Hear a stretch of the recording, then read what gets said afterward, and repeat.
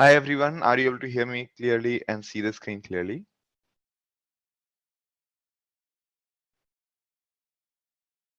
You can use the chat to ask questions and answer questions.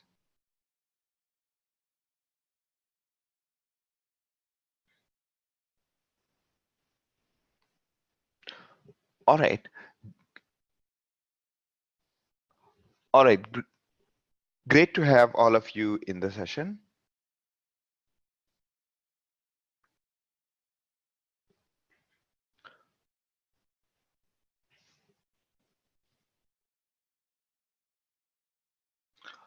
Okay, so all right. So today we are going to start with a new start from where we have left earlier. And so far what we have discussed is we have discussed about ZooKeeper, and we also discussed briefly about Linux and how to use the CloudxLab. So, all right.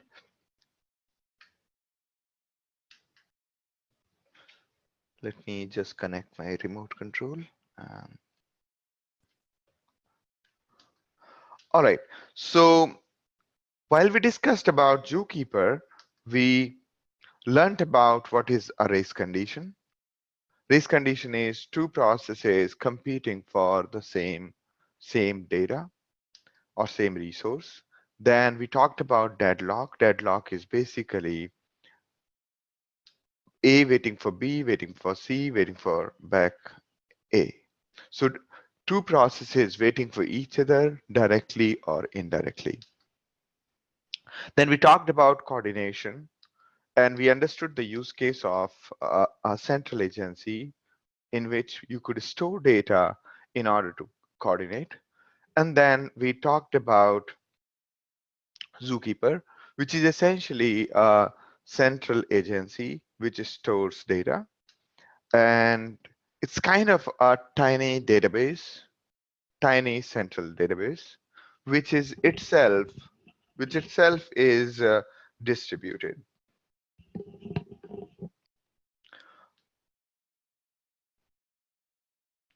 And ZooKeeper is basically a tiny central database. Right. So it's a tiny central database which is used for coordination, and it itself is distributed, and it is used by various programs which are running on many computers, and hence it is used by distributed services, and it itself is distributed. So it is used for various situations, like when two processes need to synchronize, so they can use a central resource in order to synchronize, create locks, and maintain configuration, maintain failover management, and so on. So we talked about Znodes. Znodes is nothing but we create kind of folders in which we keep data in the ZooKeeper, and those folders are called Znode. So Znode is classic tree, as in tree data structure as we have in computer science, in which every tree node is called Znode, and every Znode can have data, and it can have children and so on. So this is what typically the data model looks like. So this is from the user perspective. This is from the user perspective who are trying to store data in the ZooKeeper. So we learned about three Znodes: persistent, ephemeral, and sequential. Persistent is that remains forever. Ephemeral disappears as soon as the owner has logged out, or owner session is terminated. And the next one is sequential, which is essentially for generating sequence. So in sequential Znode could be a persistent or ephemeral. By default, a sequential node is persistent. You can also make it ephemeral. Sequential is nothing but it appends a big number, appends a number to the prefix that you provide. So that's what we discussed last time. And so these are the commands to use. And the way we launch Zookeeper is by using Zookeeper. The way we launch the Zookeeper client is by the way of Zookeeper-client. All right. Then we talked about architecture. There are two modes: standalone and replicated. Standalone is standalone is used only for basic testing, but for most of the practical purposes, we use the replicated mode. And the replicated mode, in the replicated mode, we have basically multiple zookeepers running, and then they basically here there are three zookeeper machines running, and they do, as soon as they're turned on, they do the election, choose a leader, and there are followers. Leader is used for writing the data, and followers are used for reading the data. Although the leader can also be used for reading the data.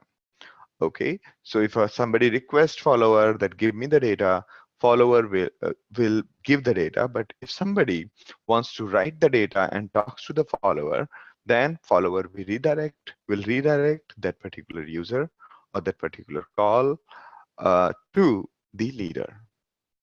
And once leader saves the data, leader would distribute the data to all other nodes, as in leader, all other nodes will synchronize themselves with leader. Okay, so that's how it works. And if a change request comes, as soon as majority users have persisted, majority users or majority, not majority users, majority machines have persisted the data, then that basically only then, once majority of the users have persisted or confirm that they have persisted, only then user gets the confirmation. So majority means more than 50%. So there are two cases where majority term is used. One, when the election happens. So during that time, if the majority is not available, no election would happen and there would be no leader. Okay, majority means if there are 10 machines in the network and four machines die, that means we still have majority. But if 5 machines die out of 10, then we don't have majority, and therefore there would be no election. If there is some leader, the leader will also step down. Okay, so so unless there is a majority, there would be no leader. Okay, so unless there is majority, there will be no leader. Okay, so there will be a leader as long as there is majority.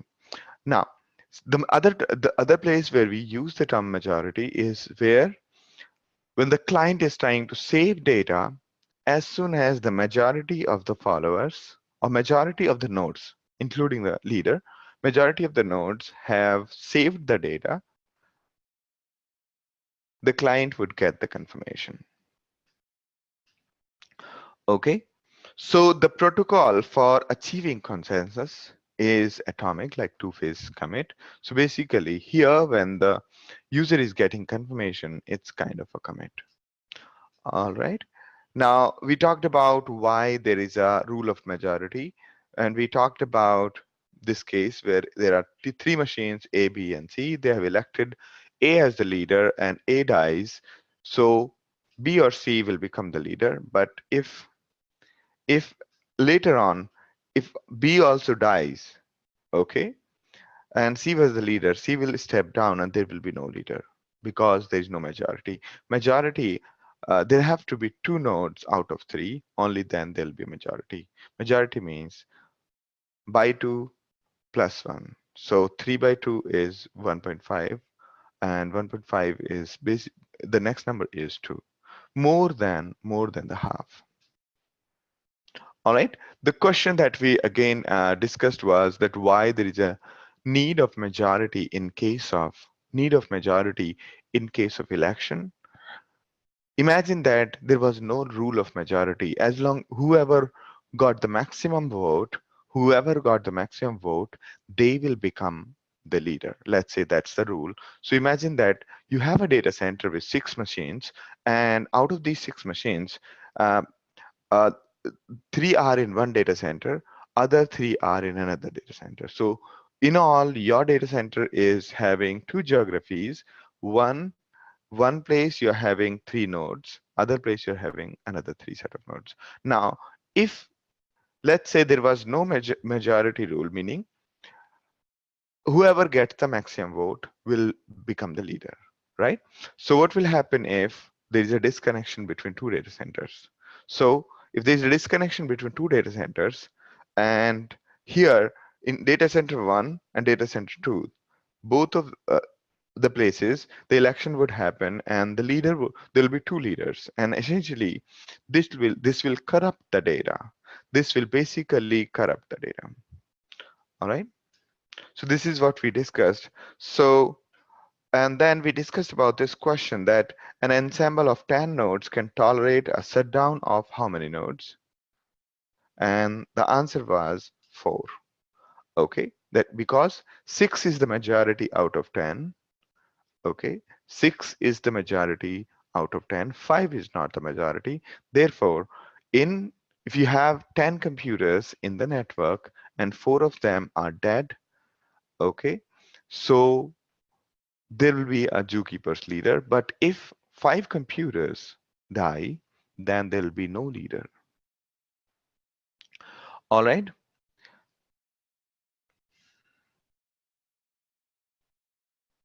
There are a few questions. Let me answer the questions.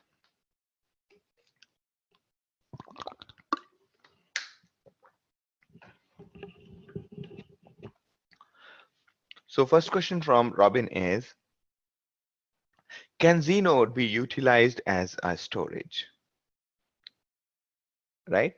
Znode can be utilized as a storage, yes, but only for tiny data, not for big data. Why? If you notice that the whole data model is being copied to all the machines, right?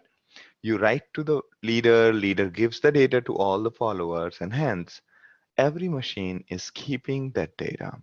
Also, the entire data that we put in ZooKeeper is kept in the memory. Therefore, ZooKeeper would be really inefficient if your data is big. Question from Sachin, can you let us know how to explain Znode? So you can, okay. So Znode is nothing but the way we call, let's create a folder, let's create a file, right? That's the Znode in case of ZooKeeper, okay?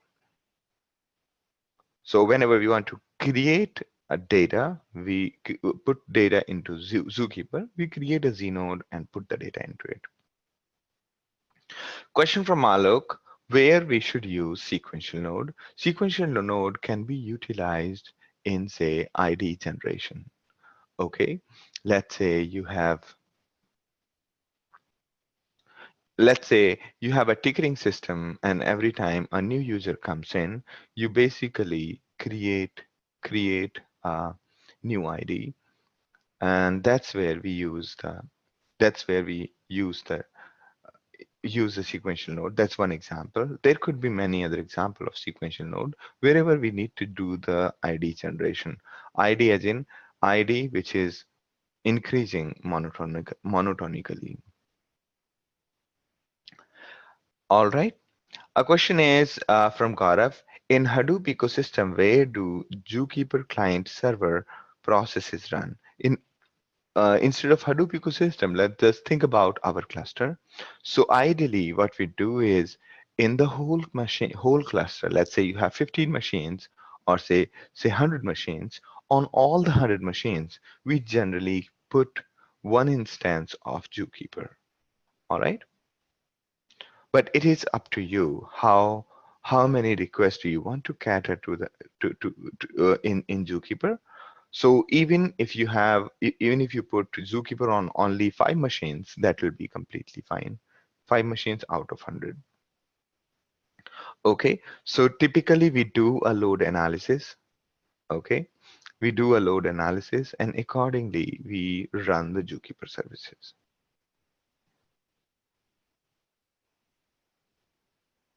All right. A question from Robin is, if we have 5 ZooKeeper node in a cluster, okay, the leader steps down, into what server will a client execute a read-only request? And is there a way to determine which ZooKeeper in the cluster responded to the client's read-only request? Okay, a very good question. I think we are coming up with that, the client's behavior with the ZooKeeper soon. Okay, and let me just answer this question in more details. All right. Let me just, after the point on the client, then we can talk about it in detail. Question from Gaurav is, if Znode data is stored in memory, then after server is rebooted, crashed, all the data is wiped off. Does it sync up when it comes up? Okay, good question. So I just told that the ZooKeeper keeps the data in the memory, but when a write request is accessed, whenever you want to write to a particular ZooKeeper, and whether it's a follower or whether it's the leader, both of them, all of these ZooKeeper nodes, they save the data to the disk first and update the in-memory later. So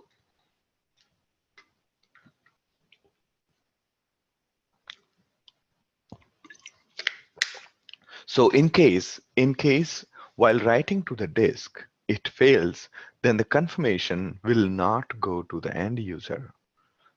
All right. So as soon as majority of the machines save the data, the client of ZooKeeper would get a confirmation. Otherwise, it would not get a confirmation. Did I make sense to you, Gaurav?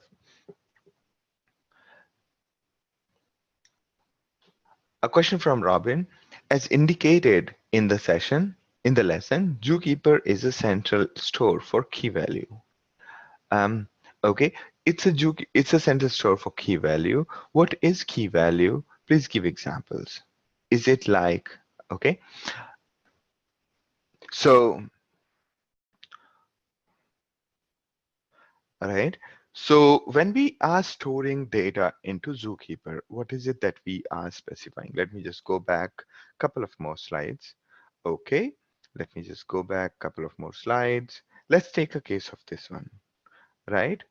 So what we are doing actually, okay, what we are doing here, let me also log into CloudxLab. Those of you who have not used yet, you should log into CloudxLab. Okay.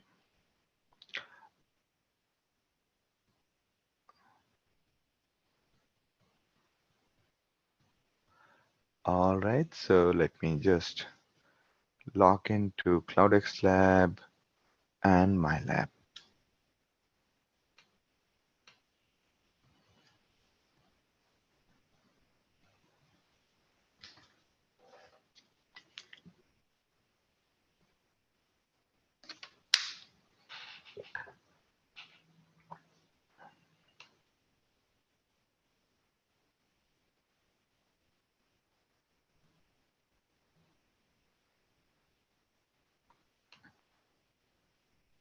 So I'm going to click on, say, Web Console.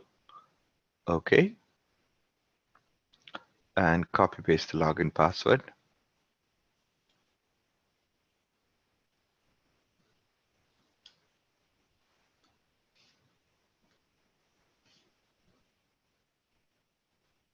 Good.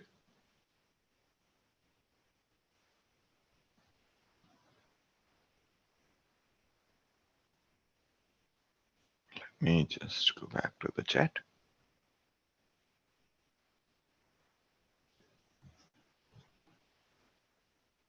Okay, so here what we do is we say Zookeeper and then we say client.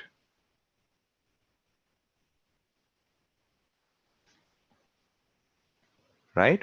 So the screen that you see here, it's the client. All right. This is the console prompt. This is the console prompt. Here we can say ls space ls space slash. Okay. So here you can see that the key in our case is whenever we are say calling create, let's say CloudxLab. Okay, what was the? Let me just create something under CloudxLab. Okay, and I say SG, and I put some data. So here, this is the key, and this is the value, right? Does it make sense to you?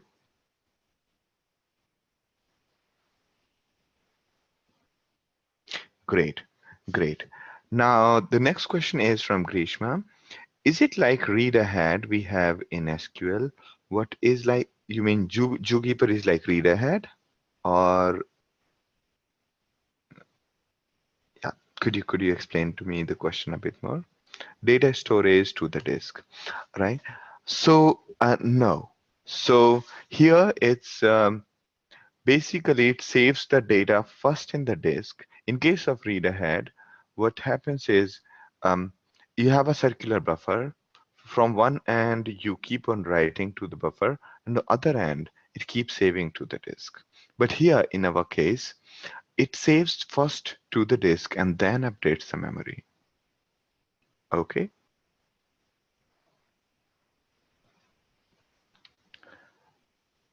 Good. Good question. Now, another question is, what is ZooKeeper capable of? What is the ZooKeeper capable to config besides preservation of distribution in the cluster? Preservation of distribution in the cluster. Mhm. This I did not get. So what is, okay. So ZooKeeper is basically kind of a tiny database, a database kind of a central database in which we keep on writing data to various Znodes, and the data is saved in a distributed fashion, as well as the service is heavily available because if one machine goes down, the other machines available and so on. Okay, did it make sense to you, Robin? Okay, all right. So moving ahead, next is, all right, this is where we were. Not here, we were here.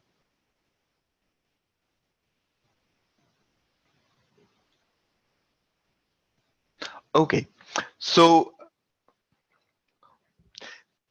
here is a very important. So far, what we have discussed is how does the architecture of the Zookeeper looks like.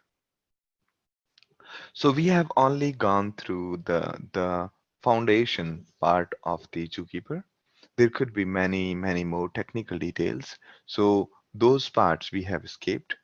And let's just understand how does the end user talks to the Zookeeper. So the end user could be like somebody talking via the console. End user could be somebody talking via the API. Okay. So end user basically is a client. Client could be an API or it could be console. All right. And yes, so the client, whoever it is, keeps a list of servers in the ensemble. Whatever list of servers are there, it keeps that list with it. And it keeps on trying to connect to ZooKeeper. First, it will pick the first one from the list. It'll try to connect to the ZooKeeper. If it fails, then it will pick up the second IP address, then it'll try the second IP address, and third, then fourth, then fifth, like that.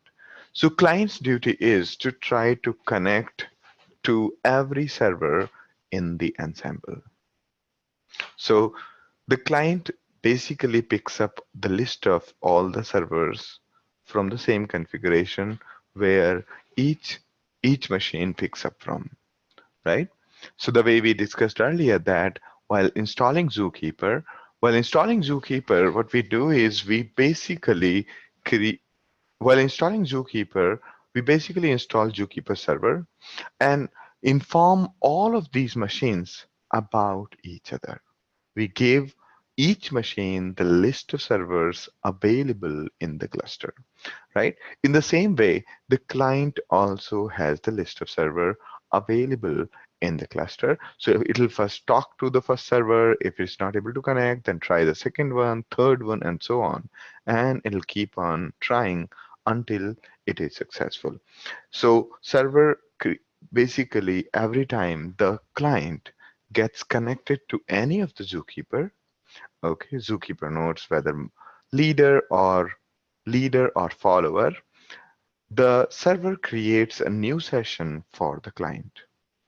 Okay, the server has a timeout period which is decided by the client, by the caller, basically. The client when they are so when a client is connected to ZooKeeper, so ZooKeeper creates a server-side session for the client. In case the client disconnects, it will delete the session after a timeout period. That timeout period is decided by the caller and it has a default value. Okay. And after the timeout period, once the session is deleted, the ephemeral nodes will be deleted. If the server has not received a ping request or session refresh request, ping request basically refreshes the session. So if the server has not received for some time, which the time is beyond the timeout period, it might expire the session, or you can say delete the session. On session expiry, the ephemeral nodes are deleted. To keep the sessions alive, the server sends the ping or heartbeats. Okay, so client library takes care of the heartbeats. So it's not you, like the way when we open the ZooKeeper client, all of this duty is being done by the ZooKeeper client. We are not sending heartbeats. It's the ZooKeeper client that's sending the heartbeat to ZooKeeper server. In the same way, if your program is using, generally programs use ZooKeeper to connect, to discover each other and so on. If your program is using ZooKeeper, they might be using ZooKeeper's client library, and that client library is responsible for taking care of these chores, okay, these responsibilities. All right. Now,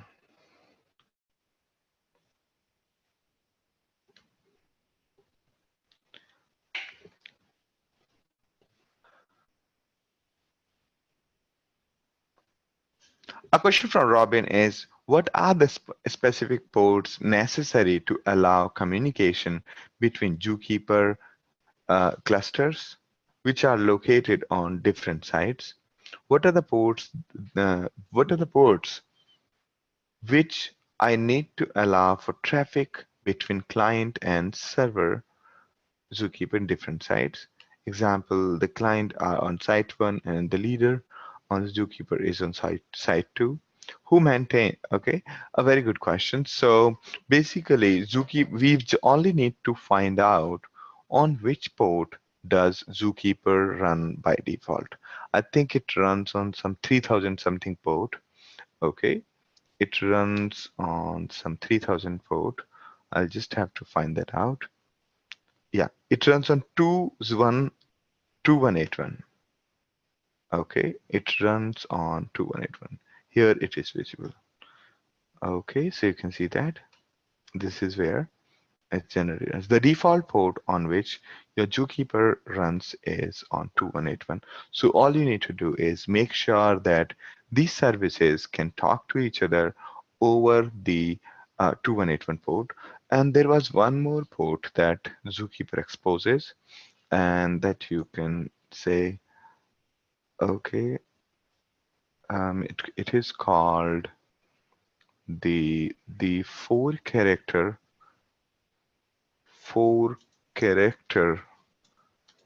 character management console of ZooKeeper.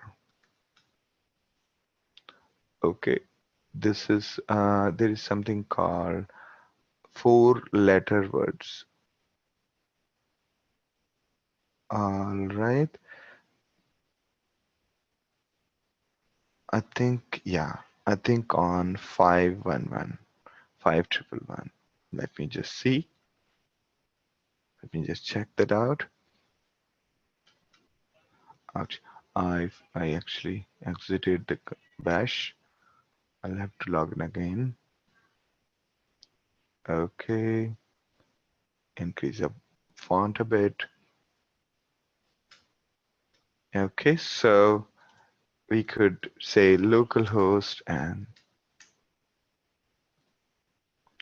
localhost and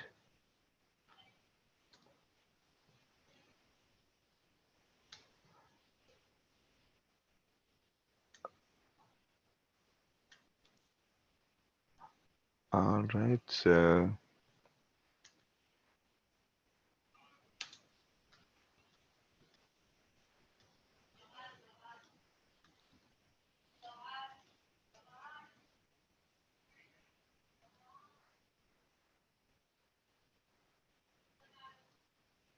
okay, so you can actually, I think it is 5 triple port or something.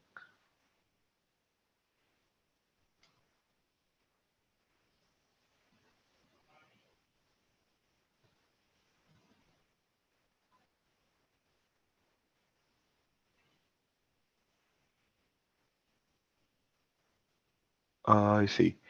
So as far as I remember, there were two ports. One was 2181 and there was one management console. Okay, that we can take a look at. Okay, so there was, okay, so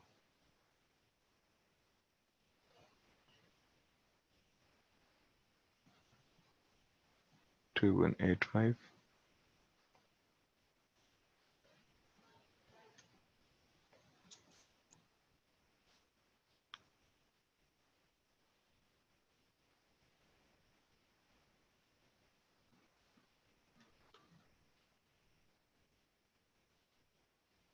No, we need to basically find out from the configuration in the Ambari.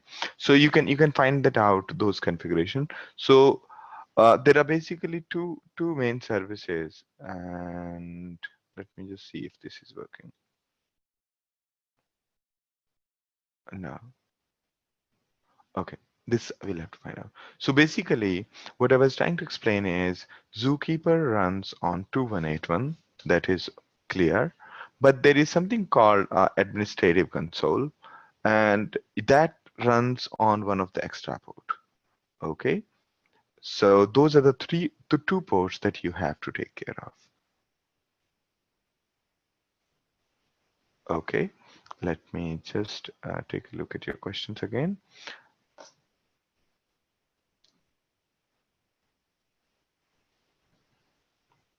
But that port is not really necessary to be opened. It's not mandatory. It is not used by these services. They talk to each other using 2181 port. Okay. Another question is,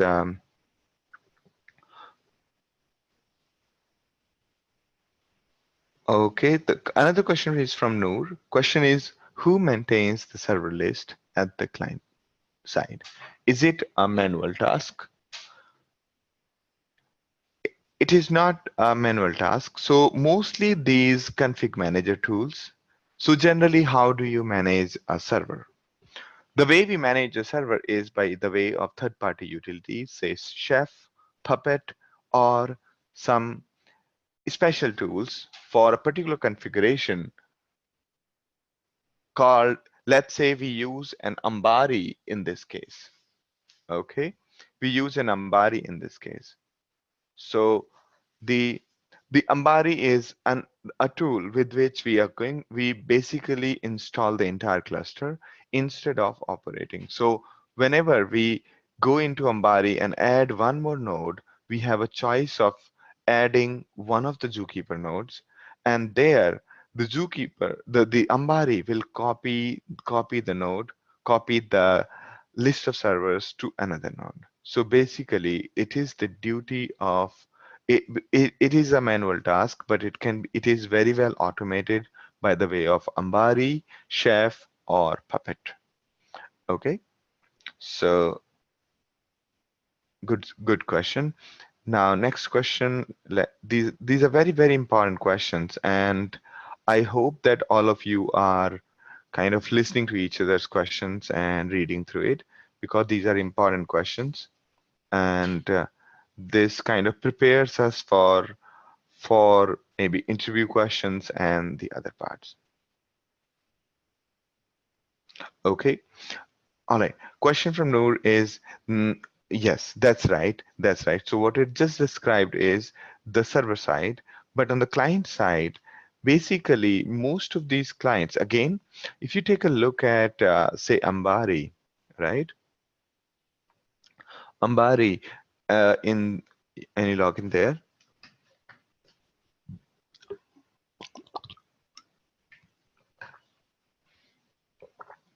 Okay. So if your client is going to be on one of these machines, okay, on one of these machines, then when we can install a ZooKeeper client as well here. Okay. So let me see, show you. So there is something called ZooKeeper client here. Okay. And you have ZooKeeper server. So ZooKeeper server is responsible for managing the entire thing. And ZooKeeper client is what we used just now.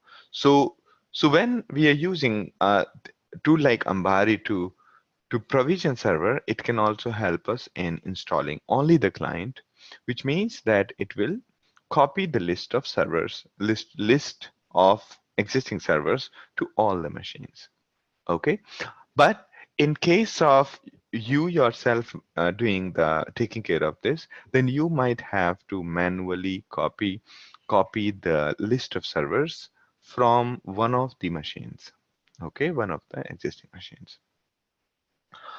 All right. In that case, let's say you are on your client is on some machines which are not in Hadoop cluster. Okay. In that case, you will have to keep on copying the list of servers from the existing one. And how often do you need to copy? Whenever you are adding more machines into ZooKeeper cluster, or updating machines or removing machines. So whenever you are adding or removing machines from ZooKeeper cluster, then you will have to update this list. Otherwise you don't. Okay. So a very good set of questions. So yes, it is partly manual task. It is manual on the nodes where it is on the nodes where we have not done the automation. Okay. And of course, remember that we could always just keep a background task, some kind of script or something, which could just synchronize or copy the main list of servers to all the machines. Yes. So on your kind of machine, you could basically write your own script to synchronize this list. A question from Grishma is, what if we are not using Hadoop but implementing Zookeeper?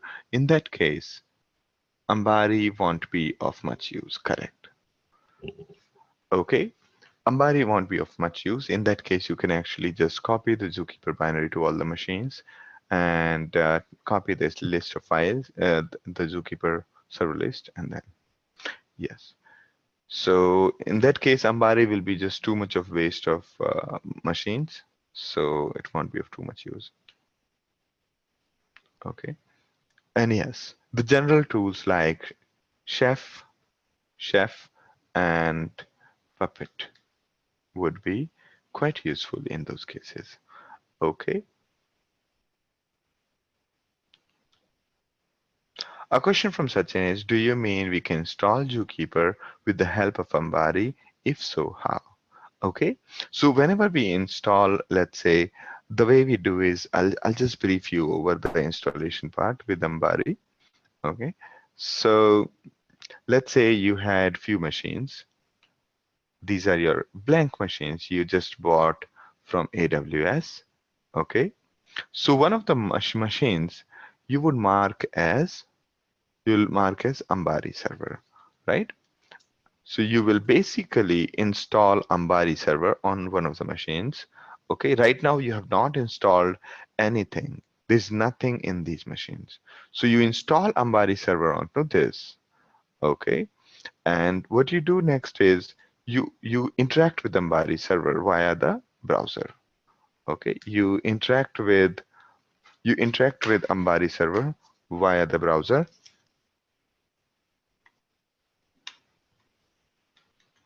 Okay.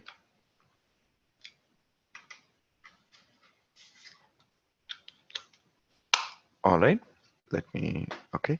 Now, let's say this is you are talking to Ambari server. Then you can give the instruction to Ambari server. Okay. Install. Okay. You basically open you access Ambari from browser, right? And how do you access? The way it is. So in the beginning, there would be nothing. It'll ask you to add hosts, and you'll basically add hosts.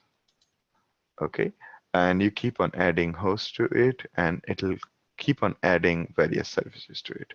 Okay, or at later point of time, if we need to do like add new hosts, we could use this wizard. Okay, and what we need to do is, what gives this permission to Ambari server to talk to any of them is basically we provided this SSH key. Okay, SSH key.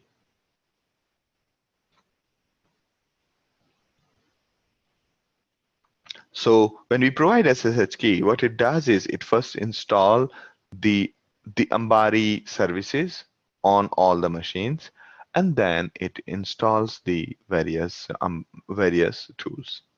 Okay, so that's how it works. It's pretty straightforward. All you need to do is install Ambari on one of the machines, open that in the browser, then start adding hosts, and then keep on selecting the various services that you want to make visible on that host. Okay, so going back to the questions.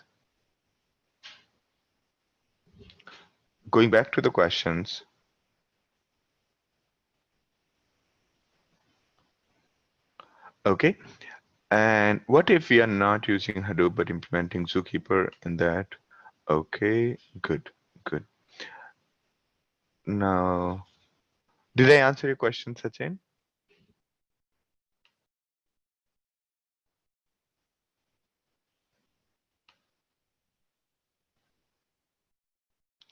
Okay.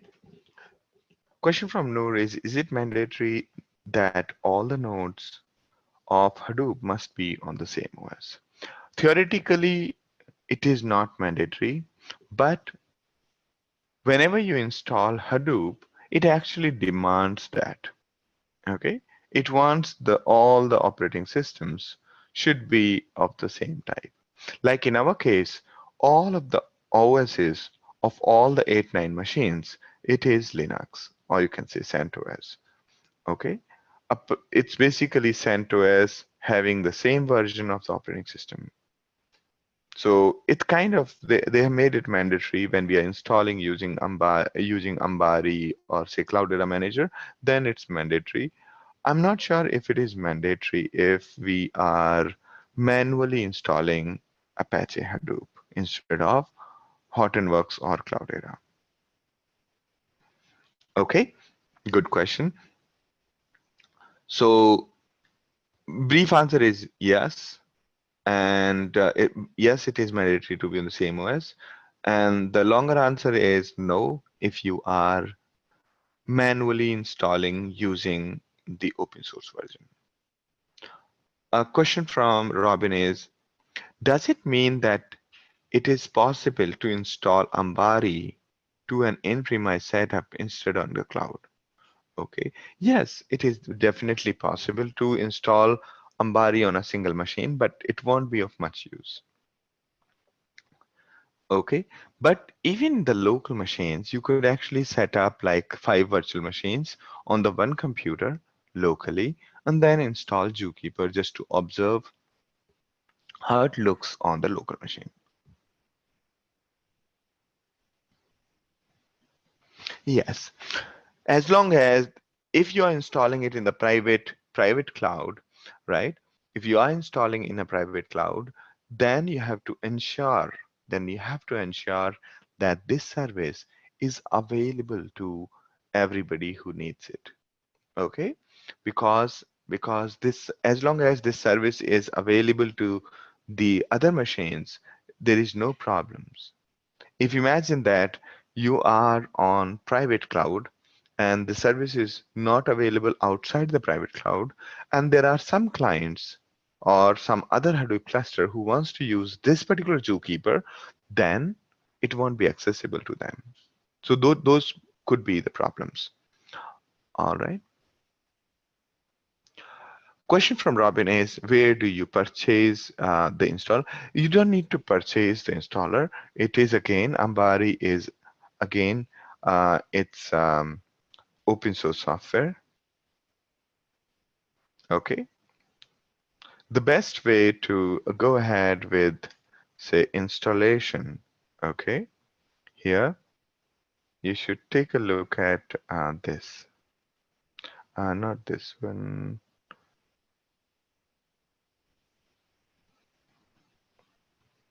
Okay.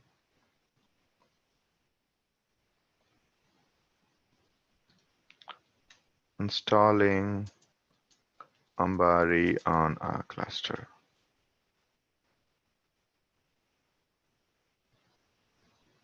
Yeah, thank you, Noor. So this is a document that we gave last time. You could take a look at it. All right. If you need, say, service support as an organization, then you can go for Hortonworks or Cloudera. If you need to install,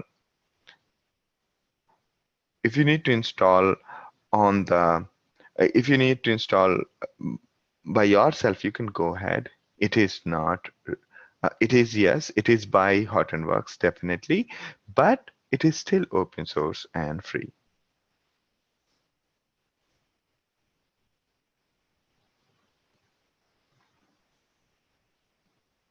Hortonworks is just primary contributor to this particular project.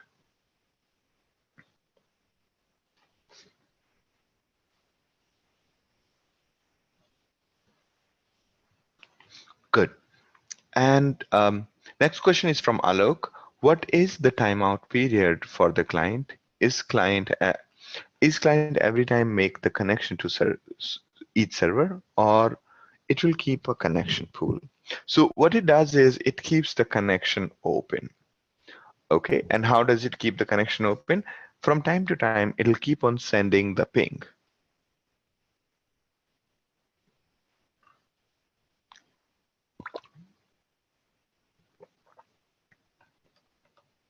All right. So it won't keep a connection pool. It'll just basically try to connect to anyone, keep that connection, keep on sending it ping, and that's all. Very good. Very good set of questions.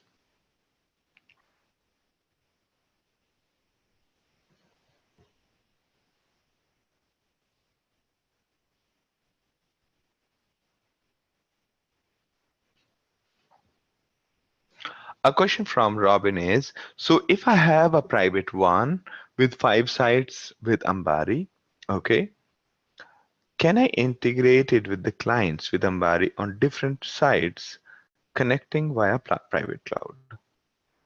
Okay, will Ambari function for as long as the IP addresses and services are reachable, it should be possible. Okay,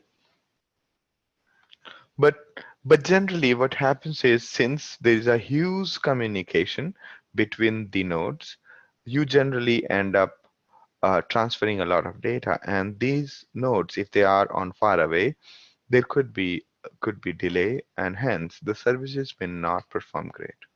Okay, that's the word of caution.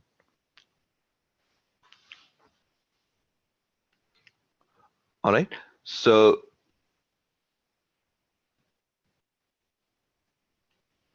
a question from Sachin is Zookeeper service available on AWS? And we can install on different hosts with Ambari. So Zookeeper, basically AWS doesn't give you the Zookeeper as a service. Okay, it's an internal service. At Amazon, we had a similar service for config management. We used to use it exhaustively in case of the website. Now, the is but it is not available to the users as such.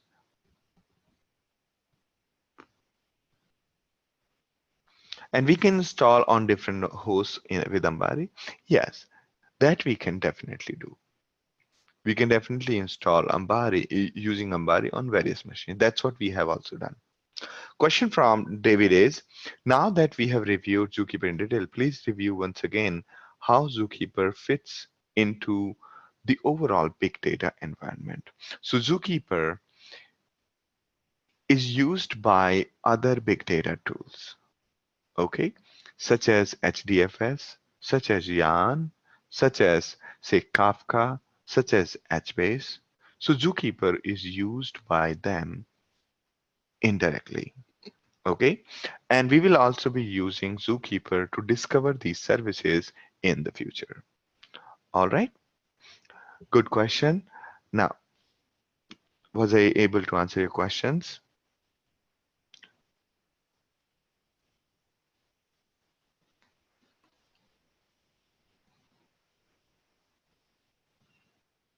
All right, you will get to see this, David, in more details as we go ahead. That Zookeeper is being used by various machines directly or indirectly.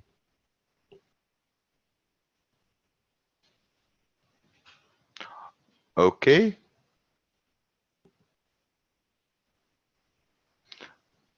sure, sure. Another question is from Robin. Is it only the clients config managed by Zookeeper? What are the other things managed by Zookeeper for the clients? Okay, good question. So whenever not only the configs, whenever let's say the client wants to coordinate between the various other clients, they can keep the data in Zookeeper. That's what we call synchronization. So synchronization, manage the managing of configuration, managing of locks, all of that is done with Zookeeper. Okay. Question from Grishma is, can you tell us a little bit about Watcher when free? Yes, we'll do a brief overview of Watcher. We won't go into too much of details. Okay. So that's what we're going to do. All right, great, great. I think now the time is there to move ahead. Okay, so this is what we just discussed. So imagine that there are many servers and there are many clients. Okay. Now, one thing could have been done is every client is tracking all of the servers. Okay, every client is pinging all the servers all the time, and if a server is down, it will try another one and then another one and so on, right? So basically that could be one of the cases. So if there are m servers and clients, the total number of connections would be m into n every second or every millisecond. Okay, it'll be kind of, it's up to us how we check. So that's kind of very inefficient. It's kind of very inefficient. Instead, what we do is, what is generally done is, each server registers itself to the zookeeper. Okay, and clients discover it from the zookeeper. Okay, and how? So each server will, as soon as the way we'll code these servers is that as soon as they come up online, they will talk to zookeeper, create their ephemeral nodes, and then clients can clients can come to zookeeper and take a look at the available ephemeral nodes. Okay, so the work of iteration is actually given back to the server. So every server is hooking to zookeeper, keeping their ephemeral nodes alive by sending pings, and otherwise zookeeper would delete them. So this is how it is managed. Okay, so if the client wants to find out the available server, they will use the zookeeper. This is how. Let's take a look. Imagine that one of the servers called duck, it came alive. So as soon as it comes alive, it will create a ephemeral node. Okay, and similarly, another server called cow came online and created a ephemeral node, an ephemeral node. And then let's say the client came and said, give me the list of servers, right? And here it's saying that the list of servers is nothing but just one particular parent node under which the other child nodes are being created by various servers. So at this point of time, it'll get duck and cow. After some time, let's say the duck dies, the server called the duck dies. Now, what will happen is the ephemeral node called /server/duck will disappear after a while. And then if after a while the client comes and says, give me the list of servers. So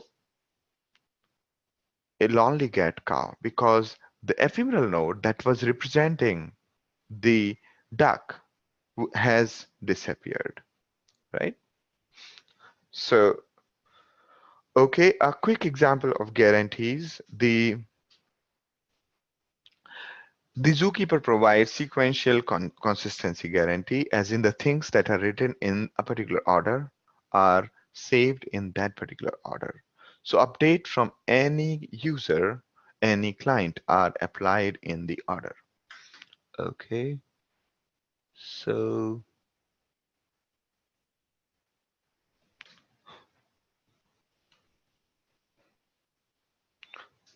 now atomicity, updates either succeed or completely fail. When a client is writing the data, it would never happen that the data is partly written and partly not written. Either the entire thing will fail or entire thing will succeed. It's a single system image. So a client will see the same view of the system. The new server will not accept connection until it has caught up. Durability. So once an update has succeeded, it will persist, meaning it is, as soon as it is saved in the disk, it will be saved in the majority machines. Even if some of the machines die, there will be, if there in the, if because of the majority, if the 50% machines die, still the chance of somebody holding the fresh data is there, right? So that's durability. Now timeliness. Now, rather than allowing a client to see stale data, server would shut down. If a particular machine has not received updates from the leader for a very long time, it will assume that it has got disconnected from the leader, and hence it will shut down. Okay, so after a long time, if the client remains, if one of the zookeeper remains isolated, it would choose to shut down. Okay, in order to ensure that it's giving the fresh data to the client. All right, now I'll just talk about this, then I'll take up your questions. All right. Now, the next thing is these are the various operations. ls, we are already used create, you already use rmr, which is essentially delete. ls is equivalent to the exist comma operation. There is a access control list and children. If you want to take a look at the children of a node, then you can use in the API, it is get children. Here it is ls. So we are not going too much detail into the API and other parts. If you want to dig deeper, you can dig deeper. Okay. And there is also a command which synchronizes the client's view of Znode with the Zookeeper. Okay.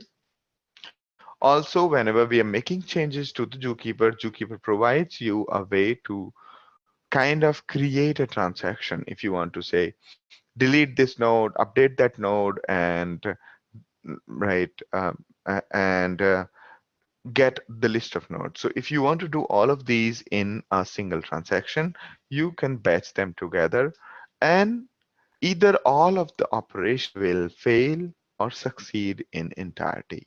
It won't happen that some of it has failed and some of it have been successful. So Zookeeper provides you the transactions in and basically in a single call we can send multiple operations to the Zookeeper. There are two core APIs, Java and C, and there are multiple contributed APIs such as Perl, Python, and the rest of the APIs. Okay, so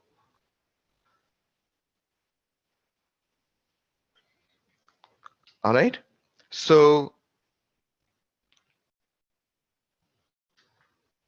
these are the various APIs available for you. So you don't have to uh, connect yourself directly via network connection to the Zookeeper. Instead, you could just use these API directly and call their functions to create node, update node, delete node, or do other actions. Okay. Now, this is very interesting. So not only the APIs are available, but APIs in both modes. There are two modes. One is called synchronous, other is asynchronous. Synchronous means synchronous means that when you make a call, it will wait. It'll wait until it gets the results. Okay, that's called synchronous call.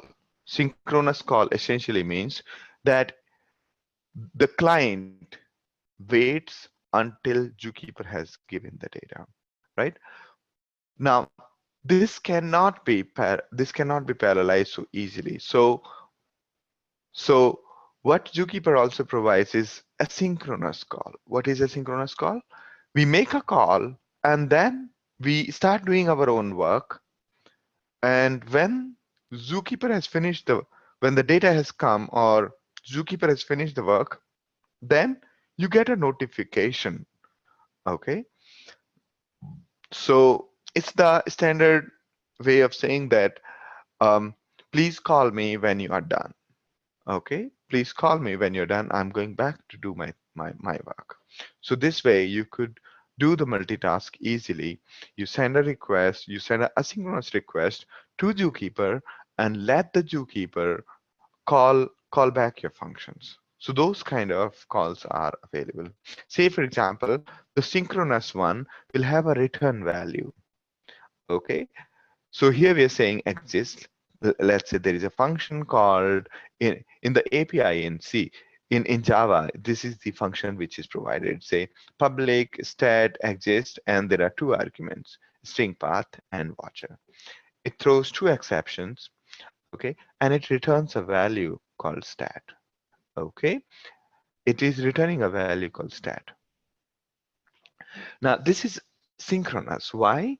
Because until this finishes, let's say we're making a call to access, right? Until this finishes, we won't move ahead. When this finishes, we'll assign the return value to a variable and then we'll use that variable, correct? So this is blocking call.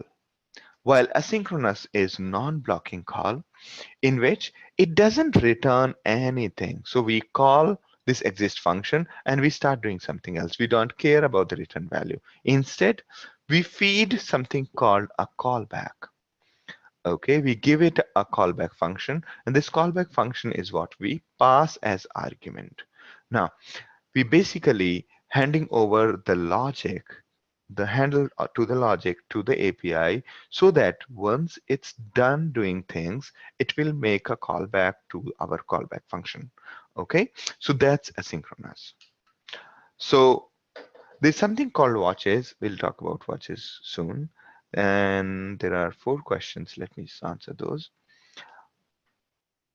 Okay, question from Grishma is that if an ephemeral node session closes, the session which has already had the ephemeral node details will think it's still active and perform some task unless it does ls/server. Okay. Do you mean that, let's say, there was somebody who created an ephemeral node, right? And then died. But in the meantime, there is a user who is reading the data from that ephemeral node, right? So as soon as that work is done, after a while, the node will disappear. Okay, the node will disappear. After a while, node will disappear. A question from Minta is, what is ACL? ACL is access control list. We could enable the access control list on every node. We'll just go through that quickly. Okay. Thank you, Timir. Question from Binta is, what are Perl and the rest? Perl is a language. Perl is a language. It's called Portable Extraction, and I forgot the name. So PERL, that was one of my beginning languages that I learned to do the web programming. Okay, after C++, and then the rest is an interface such as a web application. So we basically make call to a website. The website returns us some format such as a plain text, JSON or something. That's called the REST interface. Okay, REST interface is most generic one because it does not require you to write a client.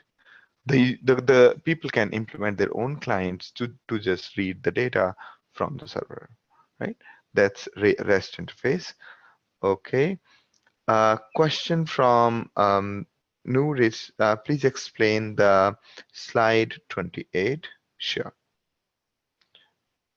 All right. So 28 slide.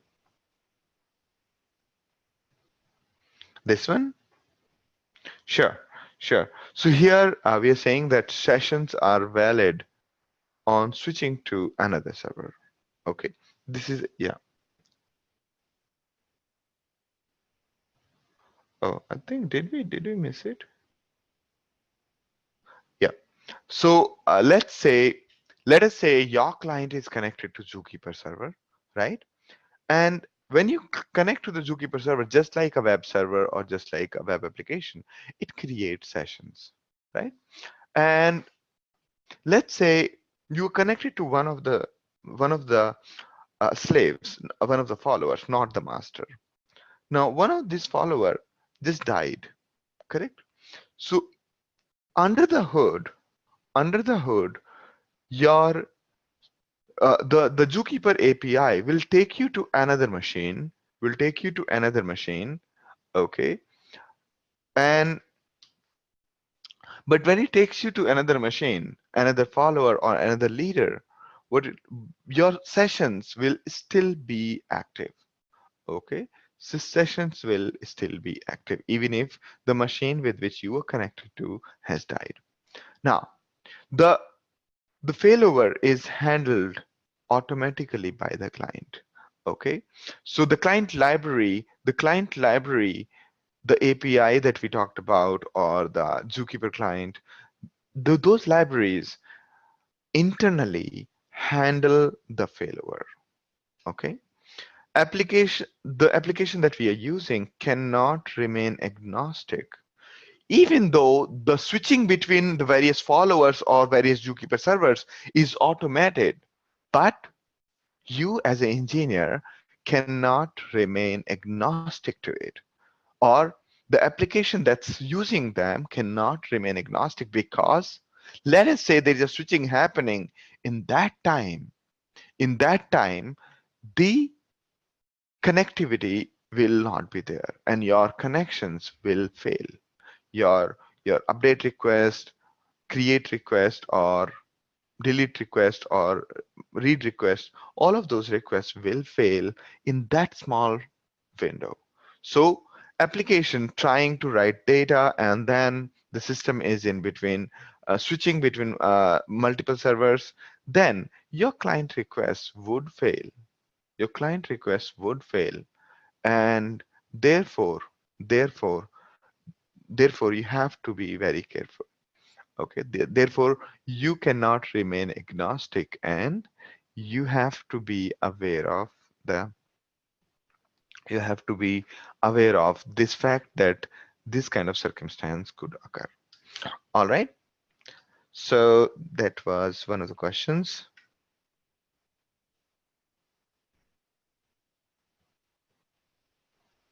A question from Timishai is that, does Zookeeper store the Hive table logs? I'm not sure. I'll have to take a look. But most of the Hive table logs are, in my opinion, kept in the relational database. Okay. The Hive table information is kept in the relational database, and therefore we call that Hive metastore. We will study as we go further. Okay. Now, another question from Noor is, but we will get the output that previous issued command has failed or not. Yes, that's correct. We will get the output saying the previous command has failed, and then we can reissue the command in case it was failed due to failover. Yes. Okay.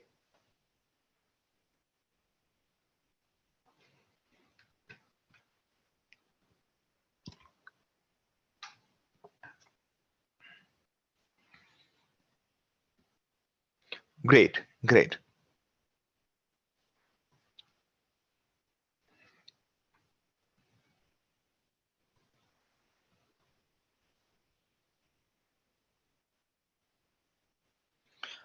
Okay. So yes, now moving ahead.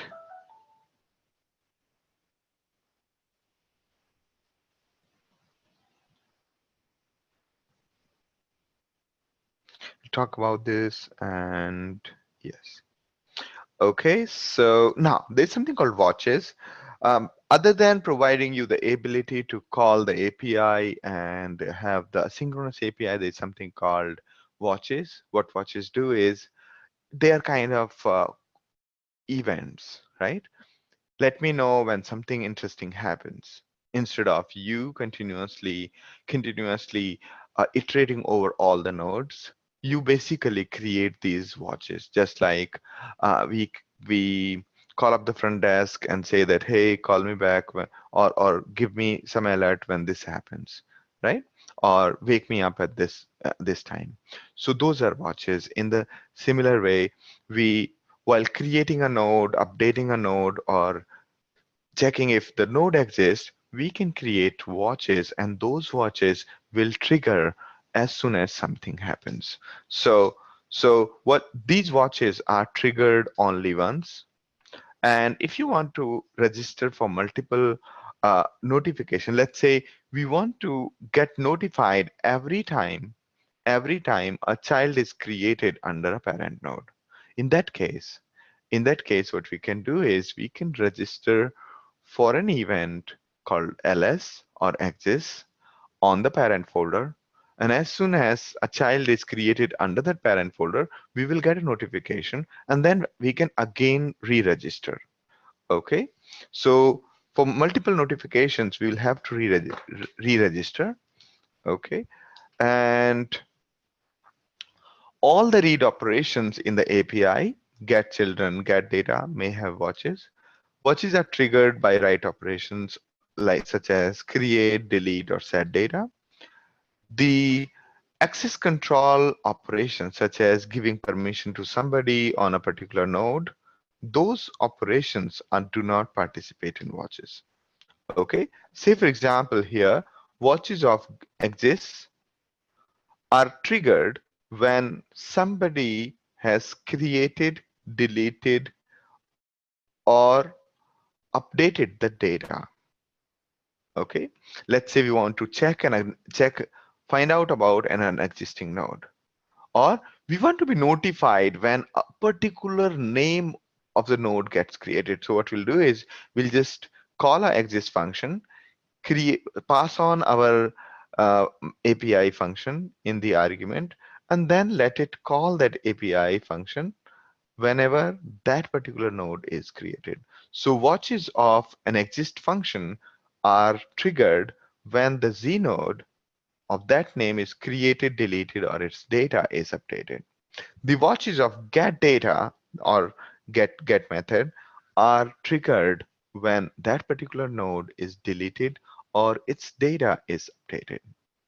The watches of get children are fired when the Z node, that particular node, or any of its children is deleted, created, if we are creating more children to a particular node, or the childrens are deleted, or the node itself is deleted, then we will get updates. Our trigger will get fired. So while say calling exist function, we will also pass a trigger method, and that trigger method will have the trigger method would be basically fired when these events happen. All right. Now there's something called ACL we have talked about. It determines who can perform which operations on it. So here I'm just going through it. I'm not going into too much of details about it because that'll kind of take more and more time. So if you want to dig deeper, you can let me know. Or you can dig deeper by yourself. Okay. So I'm just giving you the understanding of what is there, can be used or not, and so on. So ACL is a combination of authentication scheme. ACL means access control list. Basically, this is something that determines who can do what on various Z nodes, who can delete this, who can delete that, who can update this, who can update that. Those kind of things are controlled and determined by ACL. ACL essentially is made up of an authentication scheme, an identity for the scheme, and a set of permissions. So authentication scheme meaning what kind of authentication we have. Do we have kind of username, password, login password kind of scheme? Or do we have the Kerberos kind of scheme, single sign-on? In your organization, most the single sign-ons are either implemented using Kerberos or using the Windows NTLM. So whenever you want to implement the single sign-on in your organization, you will generally use Kerberos or NTLM via the LDAP. Okay. So there are many authentication schemes that ZooKeeper supports. One of them is standard classic login and password based, right? The second one is based on Kerberos. Third one is very simple one. It is based on the IP addresses. That this IP can delete this node, this IP, the client coming from this IP is only allowed to read this node. Those kind of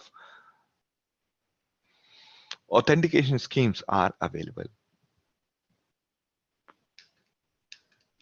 Okay, so basically ACL is a combination of an authentication scheme, meaning what kind of log mechanism is there, then the identity for that scheme, meaning the one that defines the end user.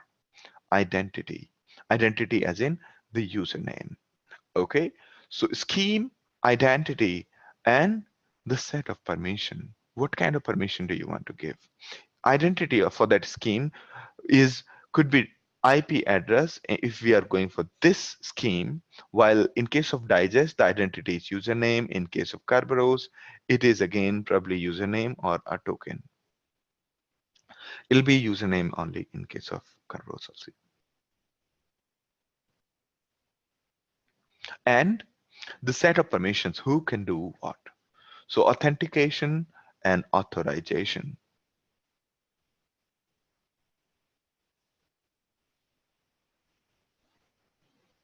Okay, so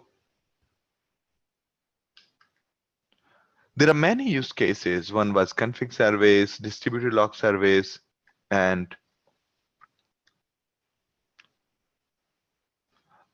okay.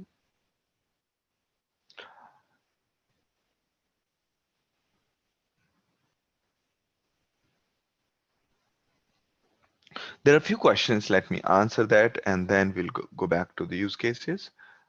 Or let me just go back to the use cases and then answer your questions. So there are many use cases like building a reliable configuration service, log service, and so on. Right.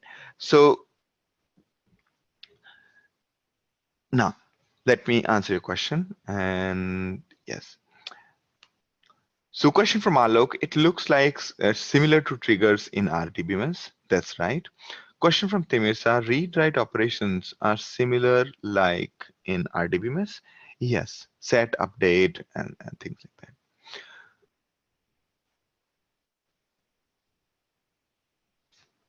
Question from Sachin is, can you give an example on API and watches? Mm, I think I can do that in separate time. So if you are interested in a little bit more code, I'll just show you. So you could take a look at the GitHub repository we have. I've tried to create ZooKeeper example there. Here. Okay. So you could take a look at this to take a look at how we are using the ZooKeeper API. Okay.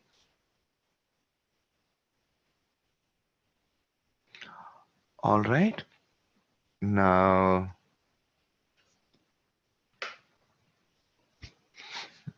so yeah, the question from Noor is, in our scenario of connecting to ZooKeeper server with ZooKeeper client, what kind of authentication scheme we are using? Actually, we are not using an authentication scheme right now. Okay, we're using none. We've kind of not enabled the authentication for our Znodes, the one that we're creating. Question from Robin is, where do we install as ACL? What component of the ecosystem? And where do we store it specifically? ACL is basically very specific. It's basically a feature of ZooKeeper. So ZooKeeper internally saves it. The access control list is saved by ZooKeeper. All right.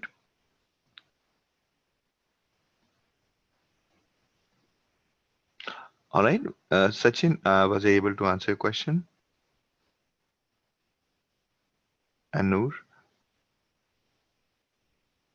and Temir Shah, and Alok.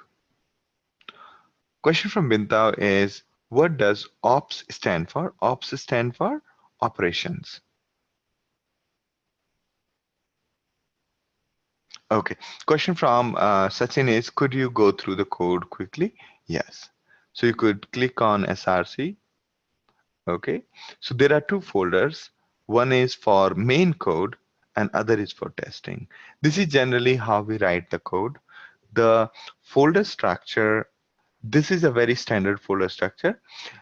At the top level, you will have main, then test, and under the hood, you will have the name of the language. It could be Java, Perl, Python, or whatever. Then you will have the workspace. Here, com.cloudxlab or com.cloudxlab is my workspace. Okay. So similarly here, so you can see that under main and test, the entire folder is exactly same. So if you want to test the code written in this particular workspace, the test cases would be here. All right. So you can see that we have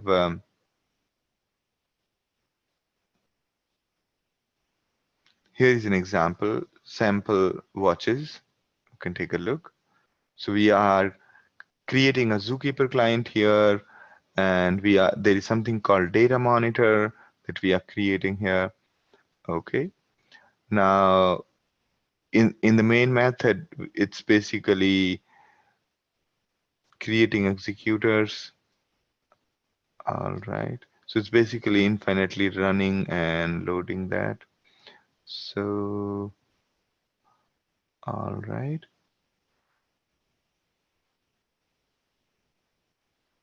Okay, so we have the name of the class is executor. This is our entry point. It implements watcher, runnable, and data monitor. Okay, so it has main method. We have the main method, and okay, so whenever the watcher calls it, it'll basically call this method. And here we are basically running it in the way that we are, why, if the thread is dead, then it's doing that. So let me, okay. It's a simple program to use data monitor to start and stop executables based on Znodes. This program watches the specified Znode, saves the data that corresponds to the Znode in the file system. It also starts the specified program with the specified arguments when the Znode exists. Okay, and kills the program if the Znode goes away. So what it is doing is, this program, what it does is it monitors the particular Znode. If the Znode is dead, is no longer there, then the process will be killed. So for each Znode, it's going to launch a program, and then it is going to kill that program if the Znode goes away. Okay, so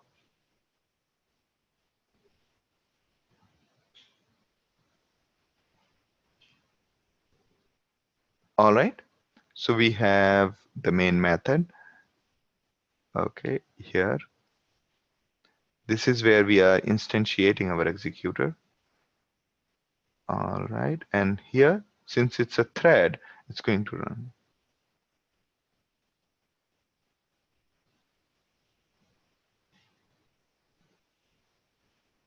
Okay, so you can see that it's a thread, so it's going to basically while it's not dead, it's going to keep on doing that. Okay, and here we have reader writer, and inside the reader writer, it's basically reading the data and writing to the OS. Okay, and yeah.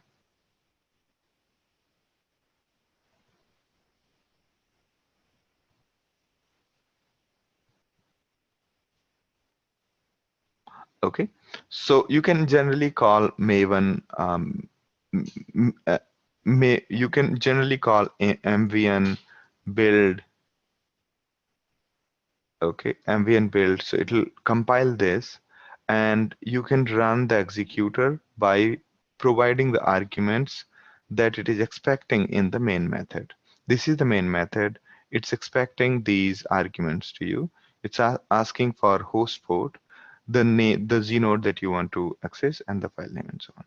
Okay, so this is one quick example that you might want to take a look. Okay.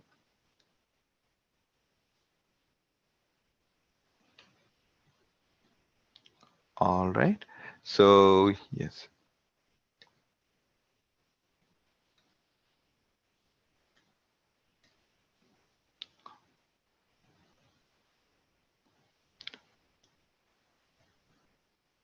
Great, great.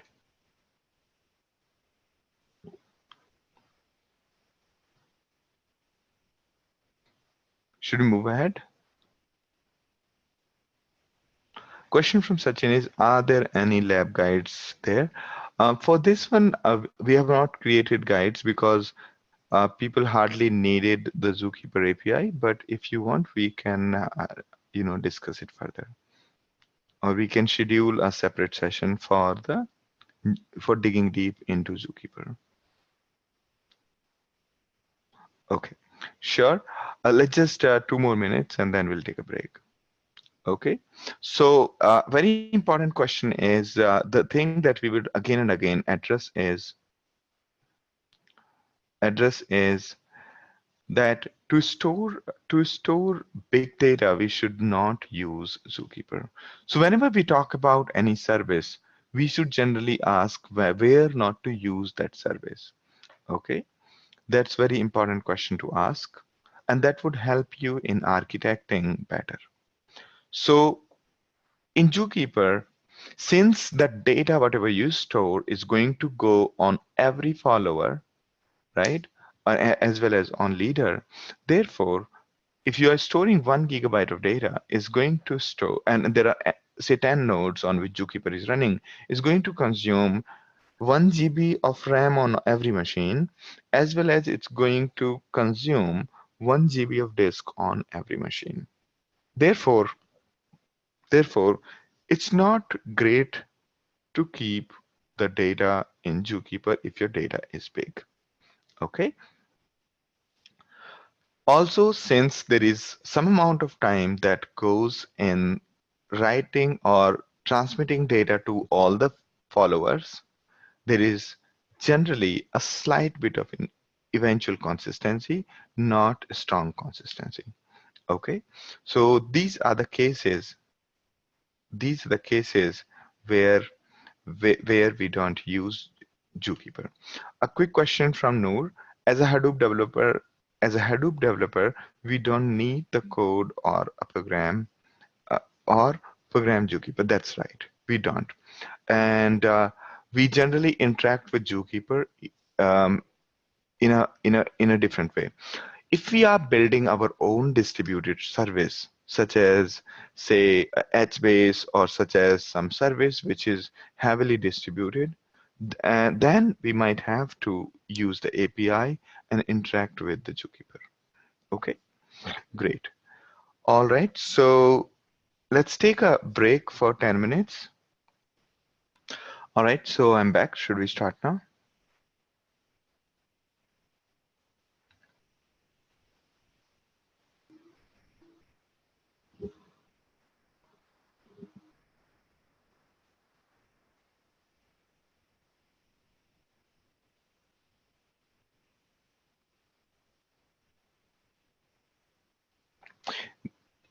Great, great. All right, so great. Wonderful set of questions. Should we continue to the next topic? So what we learned just now is the ZooKeeper is kind of very important topic, and we will see as we go ahead with the other topics that how it fits into the ecosystem. Okay, so in order to build most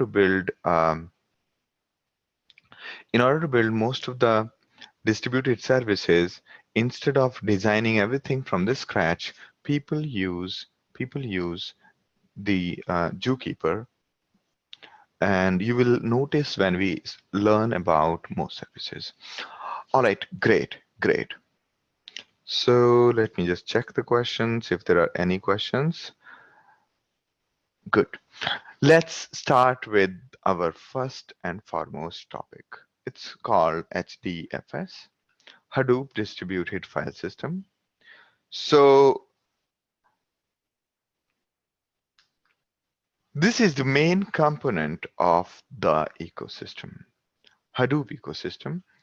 Okay, it's a main component from Hadoop ecosystem. On the HDFS, everything else stands. Okay, now instead of going into theory and trying to learn from this side, let's try to solve standard problem. The standard problem is, if you want to design a storage for storing 100 terabyte data, how would you build such kind of storage? what will be your way of implementing this?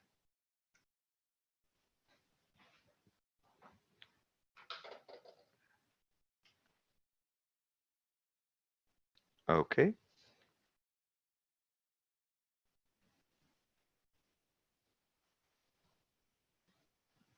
No, I can't keep it in the full screen mode. Okay, sure. I can definitely share the screen and share the slides. Let me just give you the access to the slides.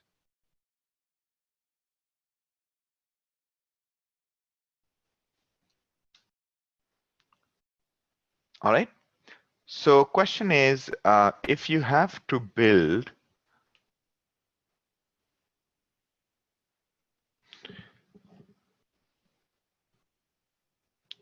if you have to build 100 terabyte storage, how will you build? Okay. Gaurav suggests that we can use SAN. Okay.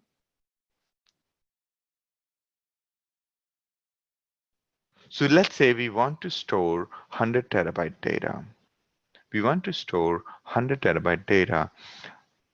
Okay. Or imagine that you're kind of building a movie library for your college or for your community. So how would you kind of build 100 terabyte movie library and using the existing tools? Okay, good, great set of answers.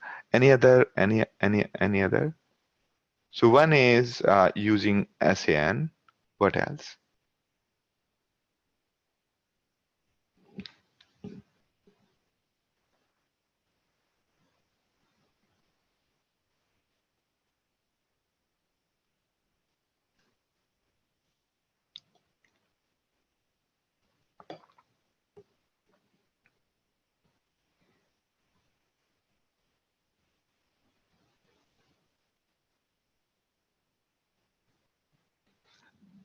Okay, now, so generally we kind of kept this strategy long back when there was no distributed architecture available. This is what we generally did. And you'll be surprised to know that this strategy is still used. Okay, so what we do is we kind of buy, let's say in this kind of scenario, what we'll kind of do is we'll buy 100 computers. We'll buy 100 computers and put 1 terabyte in each of those. Okay, and we'll put one more extra hard drive as a backup of all of these machines, and then connect these 100 machines in the network, and then we will basically mount these 100 drives from 100 computers onto onto a folder. So we'll create on one of the computers, we'll create something called a main folder, under which we'll say drive 1, drive 2, drive 3. These are the folders that are basically linking to a network drive. So similarly, we'll do this kind of folder structure on, say, a couple of machines, and we'll keep these machines available, or we'll let people know that if first machine's main folder is not working, use second machine, third machine, and so on. So this is the kind of structure we always used. And we always kept these folders like this. Now, this is called using just bunch of drives, or using network attached storages, or sometimes also referred as storage area network. In storage network, we use a bit more sophisticated software to achieve the same thing. Now, my question to all of you is, does it make sense to you?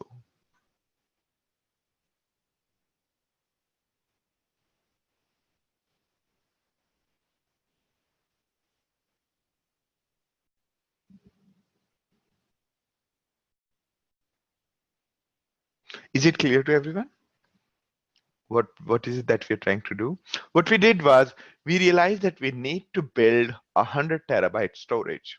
And 100 terabyte is a humongous storage, right?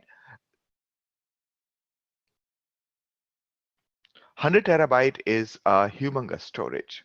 And this 100 terabyte storage is cannot be achieved using one computer. So what we did was we bought 100 computers, put 1 terabyte drive in each of those. We also put one backup on every drive on every computer. So we have 100 computers having 2 terabyte drive, one for backup, one for the main. And we have attached these 100 computers in the network. And then we mounted these 100 drives into a folder. Okay. So my question to you is, does it make sense to you? A question from Bintao is that what does NAS and SAN stand for? NAS and SAN stands for Network Attached Storage, and SAN stands for Storage Area Network.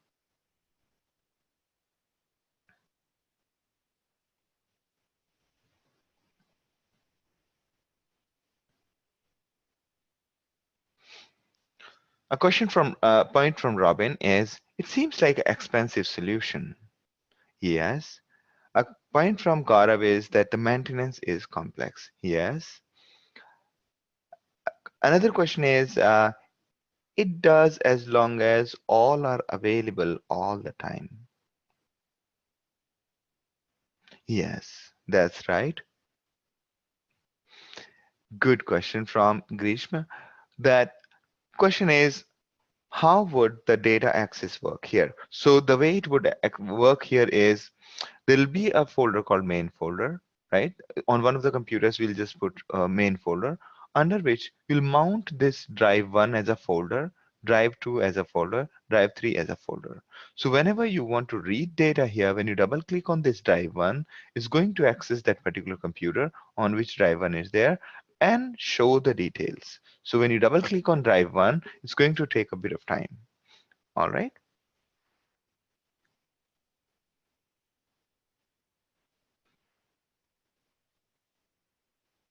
Question, yeah. Question point from Noor is backup is limited due to single server. Correct, correct. So, and further, single point of folder is there wherever we have defined this main folder. Of course, there's going to be a the the the single point of failures. Good, good, very good. Any other points? I think we have covered most of them. So now these are the points that you have raised. One is the failover and backup is very much limited. So here in our example, what we did was on every computer, we put one, on every computer, we put one backup, right? What if that computer's OS fails? What if that computer's network card fails? What if that computer's network cable fails? Or there could be many other similar probabilities. So if that computer goes offline, that data is not available to us. There is no failover. There's no as such backup. All right. Next is, what about how do we distribute the data uniformly across the disks, right? There will always be this fight, right? This always be a struggle between like which thing should we keep in drive 1, it's not fitting in drive 1, now let's move it to drive 2, and so on. So we'll kind of we will be always in this struggle to fit in the data into one particular machine. Now that's another big problem. So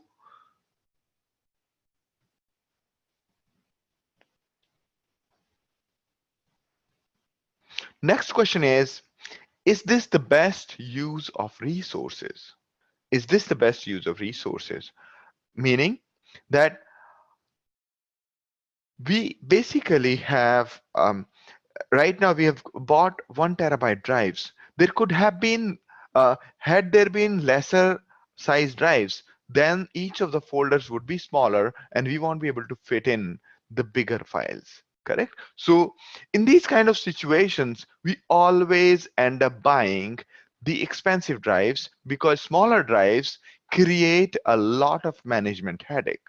And hence, even if we have smaller drives available, we won't use them, right?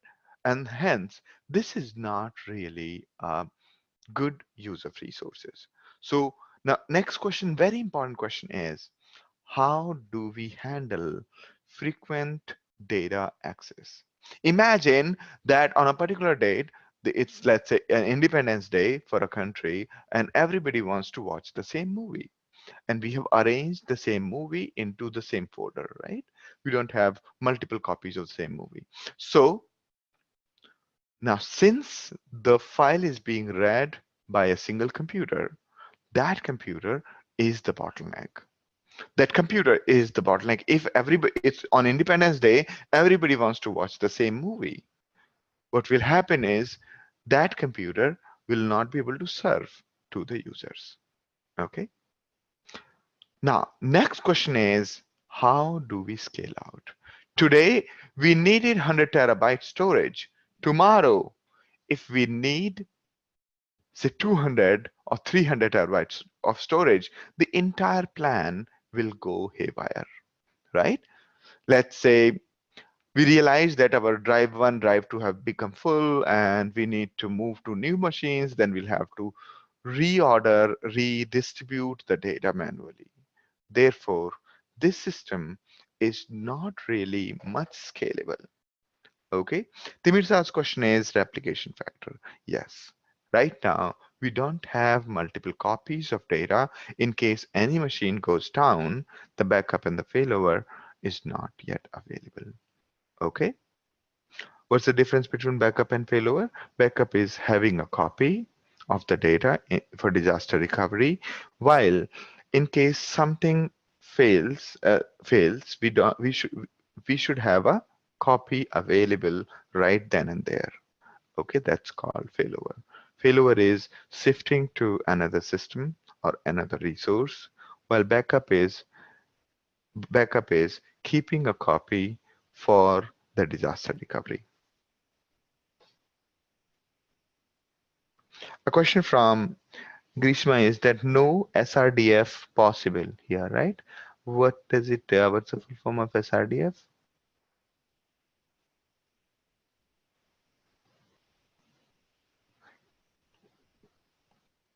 Right.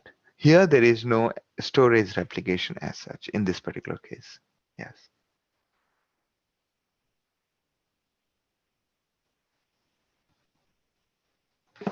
Okay, good. Very good questions. All right. So this is exactly the reason, and trust me, we actually build most of our storage this way. Okay. In the past, before Hadoop came into play, this is how we generally built our storage. And we did this even in case of DSHA, we had a similar structure to store hundreds of terabytes of data. And we had these Unix scripts which will keep on rebalancing, unbalancing things. And it was actually, we did attempt to build a similar service, but it wasn't really heavily distributed. Now, so, and this structure is still used at many places who are not adopted to HDFS. Say, um, one of my students were working with, say, national laboratories, which is a part of NASA. So they still have, for some of their data, they still were, that particular unit were using a similar structure for storing few hundred terabyte data. Okay, and they were again always under this pressure of rebalancing, unbalancing, indexing data, and so on. So the main problem is distribution and failover and backup.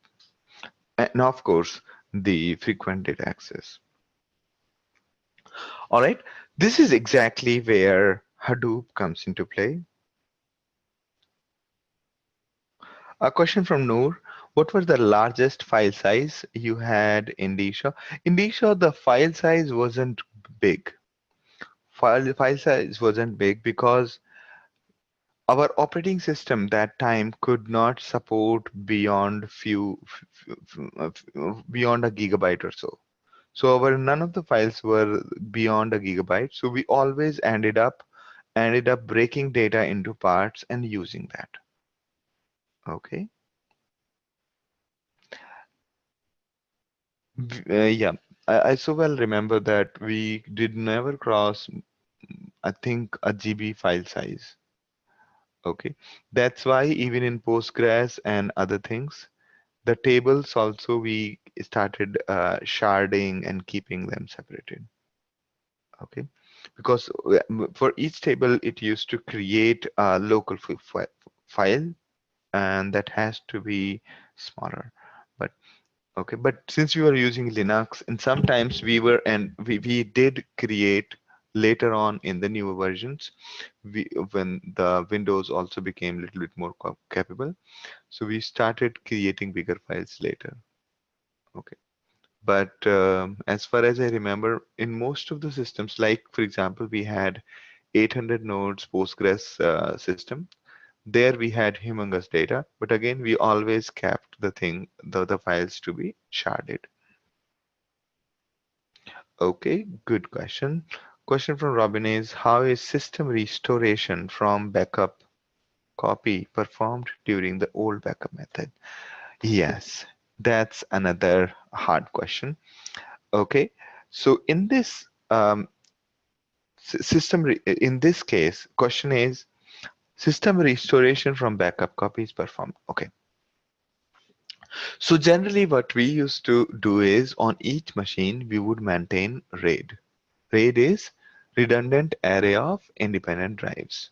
Okay, that's called RAID. So on each of the machine, like drive one, there'll be another one called backup of drive one, drive two. So in case the drive one of the drive goes down, the RAID used to automatically switch it for us. Okay, or we could build in the same way that the RAID could switch between the two drives. So system restoration was kind of okay in case one drive goes down. But if the computer goes down, then it is kind of defunct.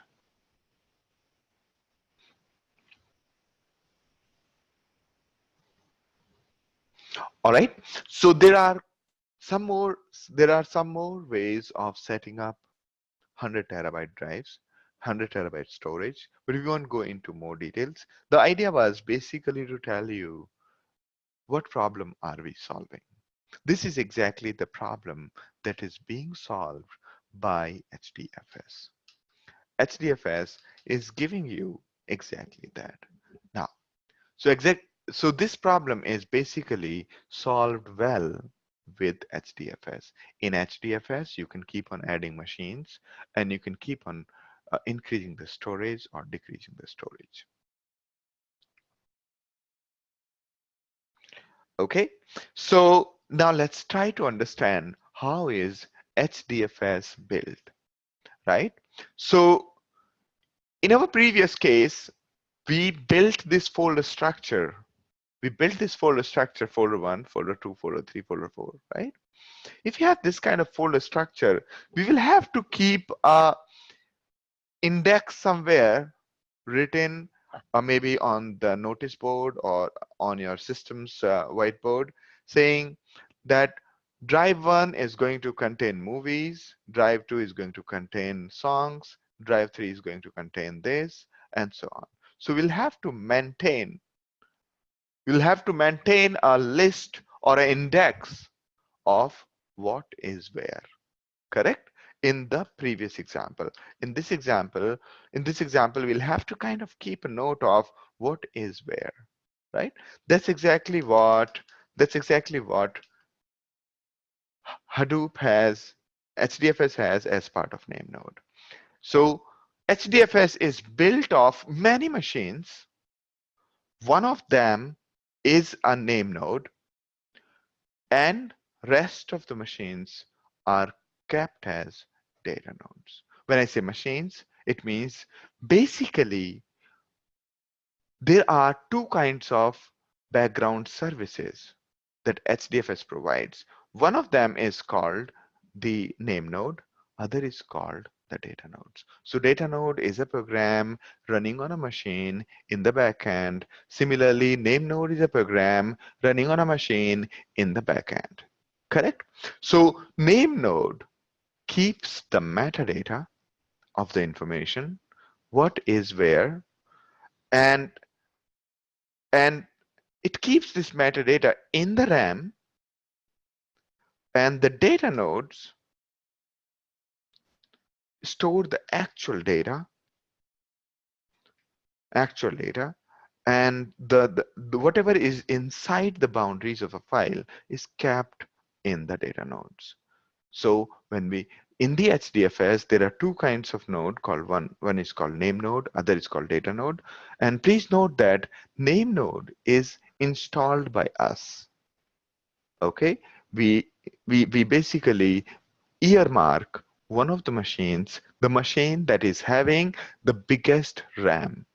We earmark that to be the name node, while rest of the machine which have bigger hard disks are made the data nodes, because data nodes create a lot of data, while name nodes just keep the information like what is the name of the file, what is the name of the folder, what is the time, the timestamp, what is the permission of the file, and and where is the file located on which machines.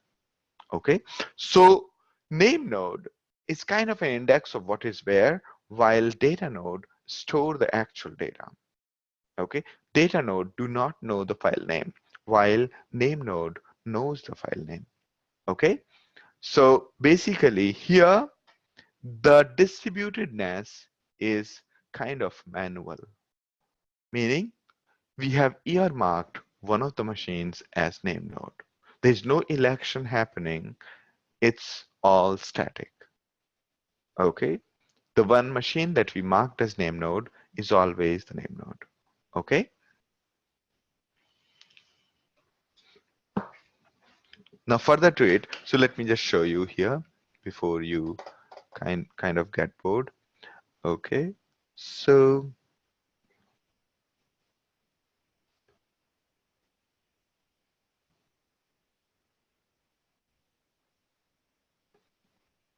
we have Ambari here. See that? In Ambari, if you go to the dashboard, we have HDFS. Inside HDFS, you can see name node and you have data nodes.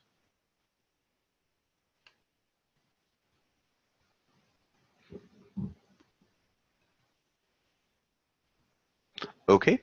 Now, there are a few more questions. One is from Alok. Could you please explain again previous slide? Okay. Previous slide is in this one, which has, okay, this one, right? Okay. So what we did was, in order to solve a storage problem, we built a kind of semi-optimum one. Okay. In our first attempt, we realized that in order to provide 100 terabyte storage, we need 100 computers, and each of the computer we put two drives, drive 1 and backup of drive 1, okay, using the RAID.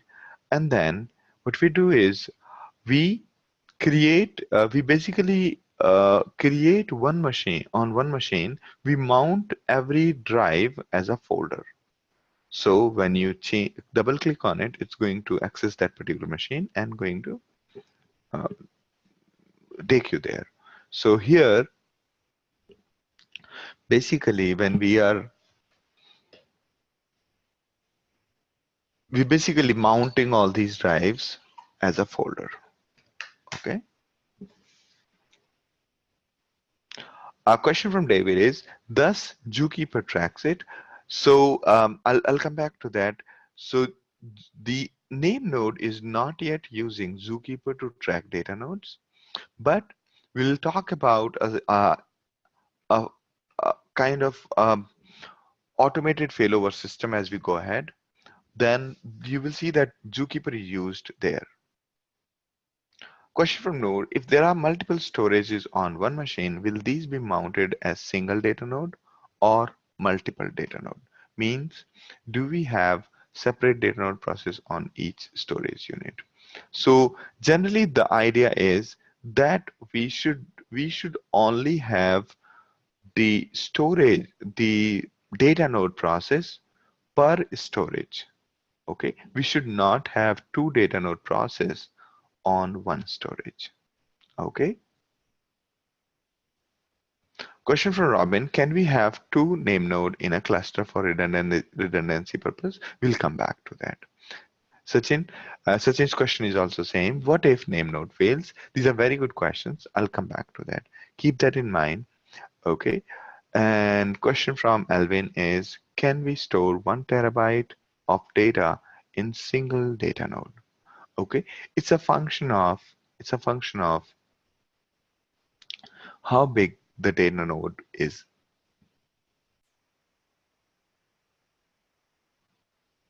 It's a function of how big the data node is. Okay, so we can store. Question from Gaurav is, what is data node? Data is made redundant. How is data nodes data made redundant? You will come back to that. We'll come back to that. Okay, and right. Active standby name node would exist. Yes. What is second name node? We'll come back to that. All right, let's just, yes. So the way we do is one machine, one data node. Okay. And generally the HDFS performs better when these drives are local. Okay. These drives are not network drive, but local drives. Going ahead, let me just finish up the entire architecture, and then we will go into more details of the questions, because your questions are kind of coming ahead. Okay, so you are moving ahead. So great, wonderful. Now the design of HDFS, the purpose of the design is to be able to store humongous files. Second, providing really fast reading speed. Using the commodity hardware, instead of buying really costly hardware, you could use good, well-functioning hardware, but commodity, as in decent like a PC, that kind of commodity hardware. Okay. The limitations of HDFS are, whenever you make the first call, it is always taking a bit of time.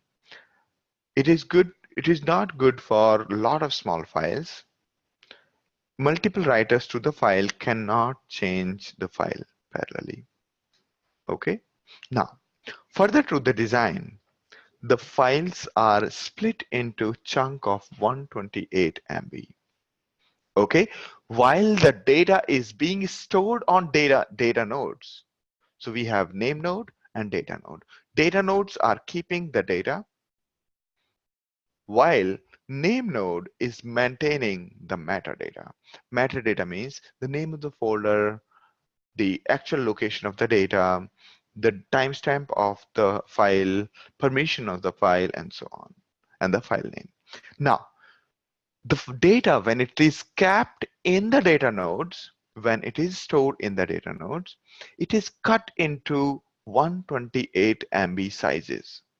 And of course, the last block is going to be generally smaller than 128 MB. The remaining part is the last block, right?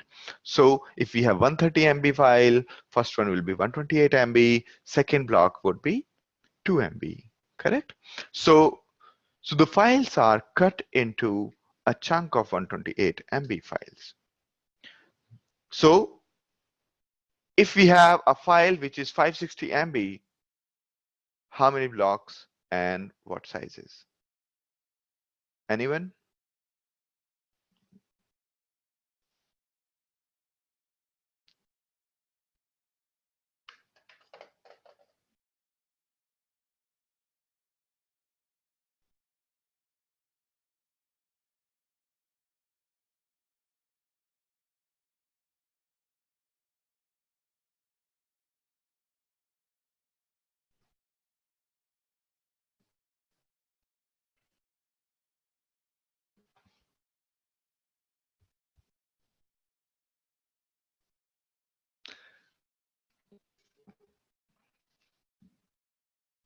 That's correct. Thank you, David.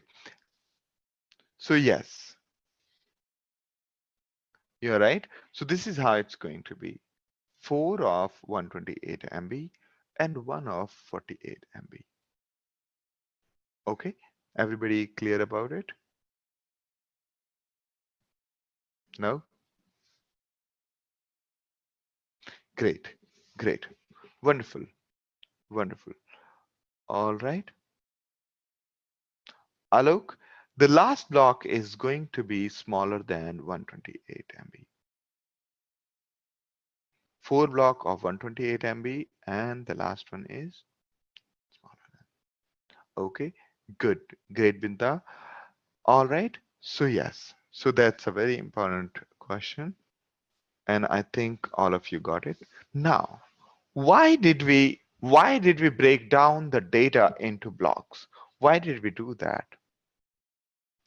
The biggest reason is it helps us fit big files. It helps us fit really big files into the small disks. Second, it leaves less unused space on the disk. It leaves less unused space on the disk, and it optimizes the data transfer. It distributes the load on multiple machines. Okay, so if you have a big file of 5 GB, it is going to be broken down into 40 parts. Okay, if there is a file of 1 GB, it's going to be broken down into 8 parts.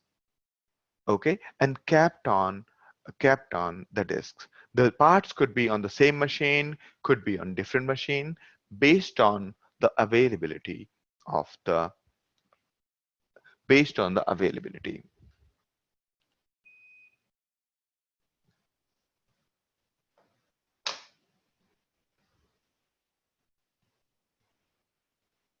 Okay, based on availability of the storage space. Now, as we can see in the diagram, if these glass balls could have been really bigger, they will leave a lot of unused space. Same case happens with the bigger blocks. So if the bigger files, so if the one of the data nodes is full, if one of the data nodes is full, then the remaining the all right, let me put it again.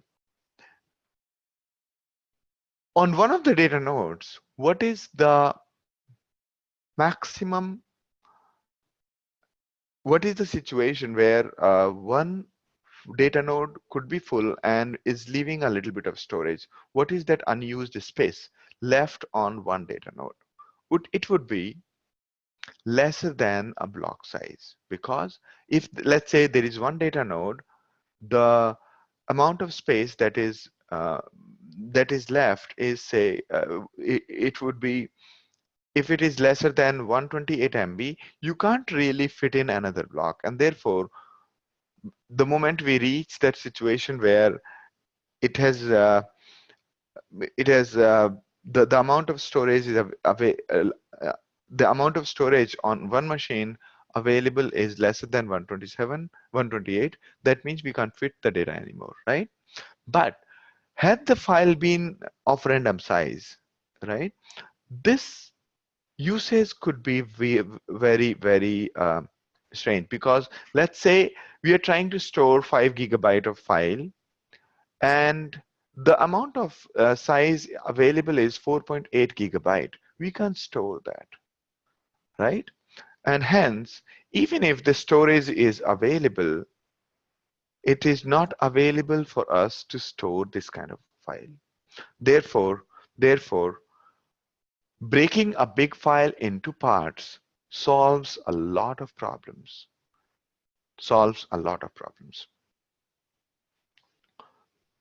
All right. Let me just take a look at your questions.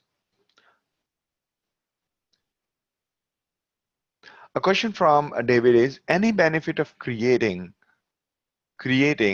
the fifth block of 1112? I did not get the question.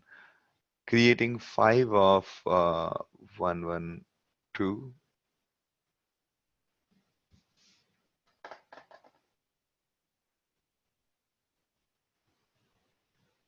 Okay.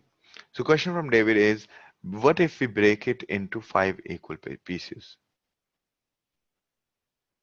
All right. All right. Yes. So if we break it into 5 equal pieces, now if let's say there is a 20 GB file, okay, so we will have to let's say based on number of nodes, we'll have to break it down based on the number of nodes, right? And therefore, as number of nodes keep on increasing or changing, we would have to kind of resize the entire file, right? If that is the case. So, and hence, it may not be always an optimal solution.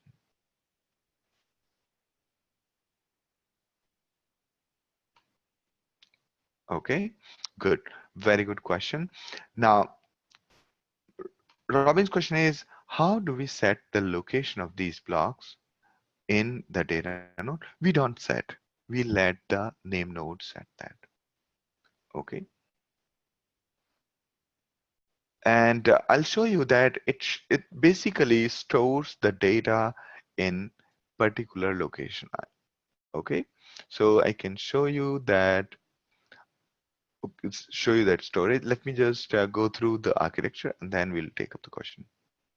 A question from Alvin is, let me just take up the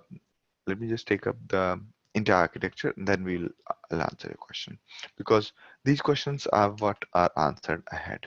Okay, so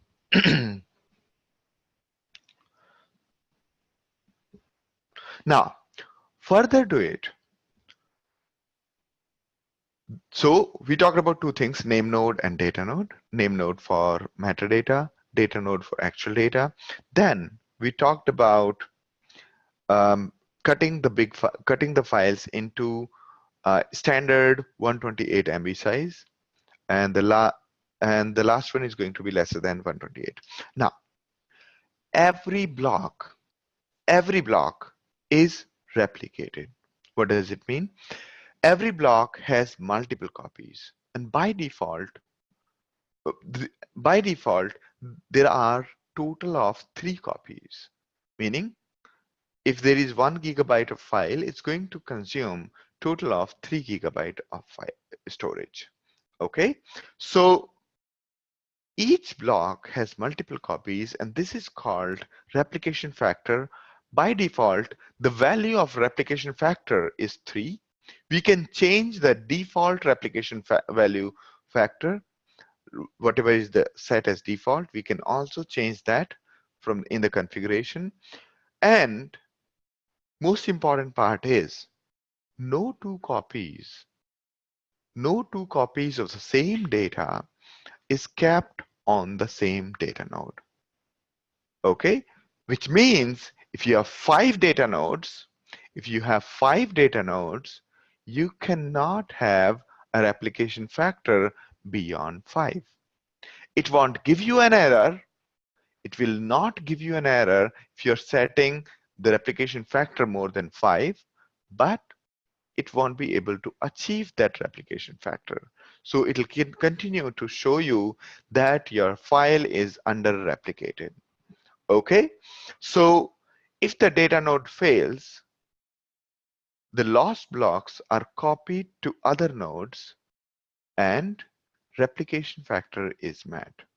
If one of the data node fails, then the same data nodes, the same data blocks which are lost because of data nodes are available somewhere else. The copies of those blocks are available somewhere else. Using those copies, the data blocks replication factor is achieved again.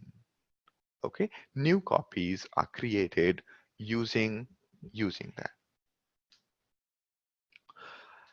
And one more thing that will come into picture again and again, we call it placement policy, replica placement policy.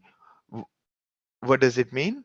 It means is how a particular, we are clear about the fact that we are very clear about the fact that the copies of data blocks are kept in multiple machines, right? Copies of data blocks are kept in multiple machines. The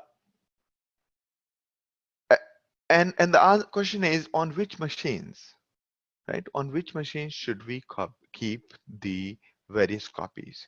This is dictated by something called replica placement policy. So the way it happens is whenever we are copying some data to HDFS, the first copy of the data block goes to the local. If you are on the uh, if you are on one of the data nodes already logged in, right? Like for example, I'm logged in into e.cloudxlab. You might be logged into F or G or H or something like that. So all of those are also data nodes. Okay, so when we are copying from E to the HDFS, the first copy will go to E, okay, the local machine. The second one will go to the data node in the same rack. Okay, the second copy would go to the data node in the same rack. Third copy would be off the rack. What is a rack? Rack is an almirah in the data center, on which we generally mount our servers. And this almirah is a local, is kind of a hub also, meaning it's a local intranet, as in it's a subnet in itself. Okay, so the speed of data transfer between the nodes on the same machine is on the same rack is faster than across the rack. Okay, so the first copy is kept on the same rack. Rack is like an almirah, and the second copy is kept on the other rack. So we can configure how many racks are there, and we can configure how, which machines are in which rack in HDFS. So when we are copying data, it follows this kind of replica placement policy. In case you don't like this replica placement policy, you can create your own new replica placement policy. Okay. Now, the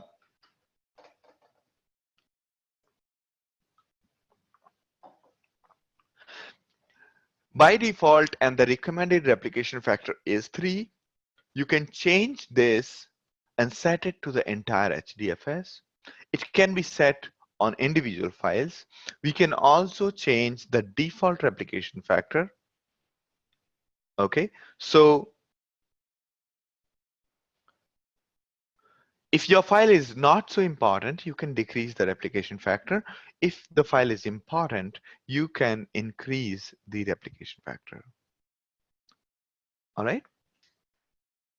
Now, this is what happens. Okay, let's say there was a file whose copies are located on these 3 machines, this, and this. Okay, let's say you have three machines, machine 1, machine 2, machine 3, having 3 blocks, 3 blocks here, 3 copies of the same block. And let's say the first machine is dead. This first machine is dead. So what will happen is replication will start happening between 2 machines so that the replication factor of 3 is met. Okay?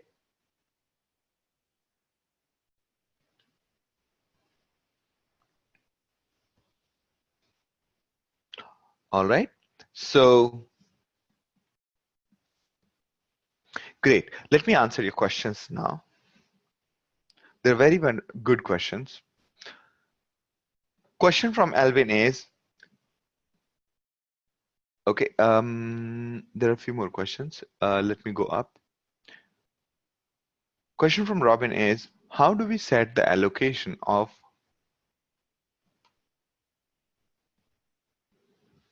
let me repeat, how do we set the allocation of these blocks in the data node? Where inside the data node do we set them? This is done by Namenode. Okay, I'll explain to you. A question from Grishma is that how is load managed if the whole file fits in a single machine? How is the load managed if the whole file fits in a single machine? Okay, meaning that, okay, so this is basically, let's say the whole file, all the blocks of a file are on one machine, right? And many users want to read it. So that's where the replication factor comes into play. Since a file has multiple copies, so you can read from it. Question from Timir Sai is that how can we avoid small files problem? Okay, very good point. So if there are too many small files, for every file, we'll be creating one block, right? And every block has metadata associated with it. So if we create more and more files, we'll end up having too much of metadata, right? And therefore, it will cause a problem. So what we do in this case is, we generally create a single file out of many files. We call that a sequence file. It is essentially like a zip file, okay, or tar file.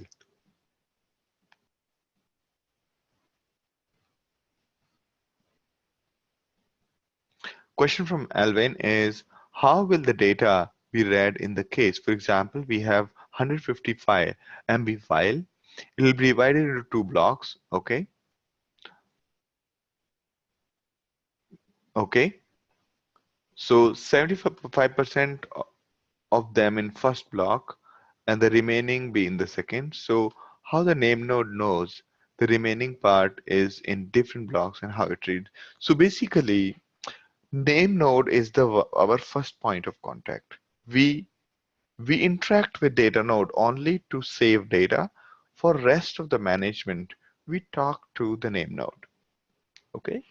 So name node is the one who will give the instruction that, hey, we want to create two blocks and go there and save the data. Question from Gaurav, can we have customized block as per our requirement? So yes, we can. We can change the block size for a particular file, but it's not generally a recommended solution. Okay. Okay. I think let me share the slides with you. Okay. And let me just describe some more things. Okay. Let me finish this part because there are many questions associated with it. The question is, out of this, we're talking about that somebody is going to break the file into blocks. Who is that? Who is going to break this and who is going to store the data? So the way it happens is, you as a user are going to use a command. Okay, you're going to use a command, and this command is called a driver. Okay, if your program is going to interact with Namenode or Hadoop, what it is going to do is it's going to use some third-party library or Hadoop's own library in Java and in C as well. So that library is our client or driver. Now, you as a user use the client. Client is a program, and that program talks to the name node, says request for a file, and then Namenode gives back the metadata to clients and driver. Okay, so here we are reading file. Here we are reading file. We are first going to Namenode that, hey, can you give us this particular file? Now, Namenode is just handing over you the metadata, right? So then the client driver goes to the data node to access the actual data. Okay, and the same is true in case of writing, that let's say you as a user are using the client driver to write the file. Okay, so client driver is going to go to the name node and say, hey, we want to write this particular file.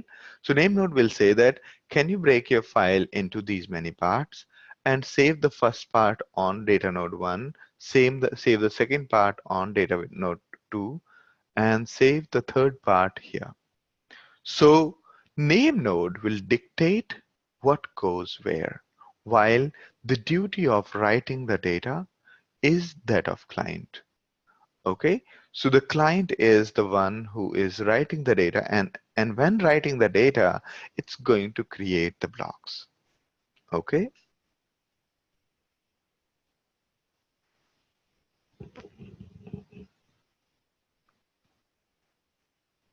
all right. So there are quite a few users, and they all are interacting with the client and driver and so on. Okay, so all the users will be using their own client in order to interact with Namenode. Okay, their own copies of the client driver. It looks like a server, but it is not. The client or driver is not a service. It's a program or a command that can be used by all the users. Okay, so this is what happens. This is what happens. Now, question is, what if there were multiple name nodes? What if there were multiple name nodes? Imagine that there were multiple name nodes. So one of the users using their own client goes to name node 1, other one goes to the name node 2. First one created my file.txt, other one is also trying to create the same file, and hence there will be a collision. Correct? So basically, there is a collision because of two name nodes. So generally, we don't have, that's one of the reasons why there is only singularity or single server when it comes to writing data. All right. Now, let's understand a bit of more about file writing. So your HDFS client, the command that you're going to use, it's going to, first of all, it's going to talk to name node saying to the name node that, hey, I want to create a file. And this would happen using the HDFS. So HDFS's command would go to the name node and say, hey, we want to create a file. And name node will say that, fine, here are the list of data node, and you must save the first block of your file in this particular data node and second block of file in this particular data node, and so on. And the moment it starts creating the data block on this on a particular data node, that data block is going to be copied on multiple machines simultaneously. Okay. Similar is the case of reading. So, and I'm going back again. So your client, your command is going to talk to the name node first. Name node is going to give you back the information about data node and instructions on which block needs to be saved on which data node. Okay, name node is going to give you that, and each of the, so it's going to put that block on the data node. All right, and so basically once the client has written data to data node, it is going back to the name node telling it, hey, we are done with storing, can you just mark it as complete? Okay, so when you go for the first time, name node creates a placeholder for your file, so that while you are writing data, if somebody comes back and tries to write data, it denies that. Okay, it denies to that.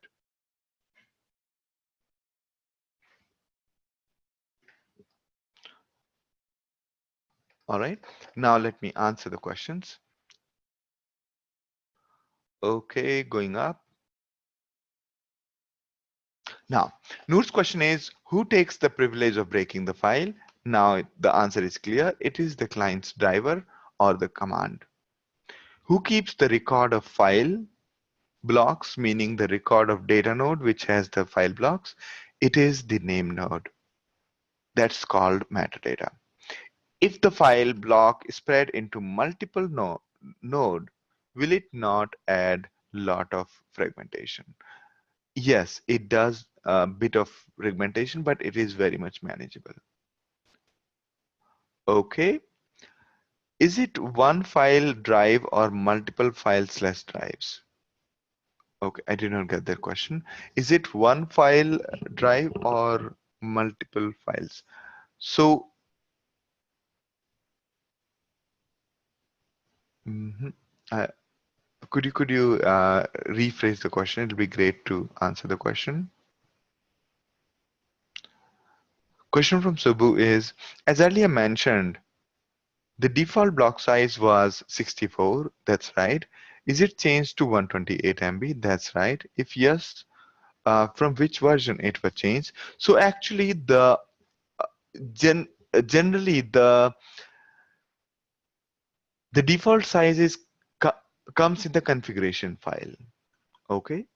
So the standard Apache Hadoop was still shipping the HDFS with 64 MB, but Hortonworks moved to 128 MB.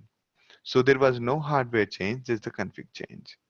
Okay, while shipping, the config was changed. All right. So I think from Hadoop 2, they started with block size of 128 MB. Okay, I'm not sure about the version though. All right. Question from Noor: replication factor 3 means total 4 copies? No. Replication 3 means total 3 copies.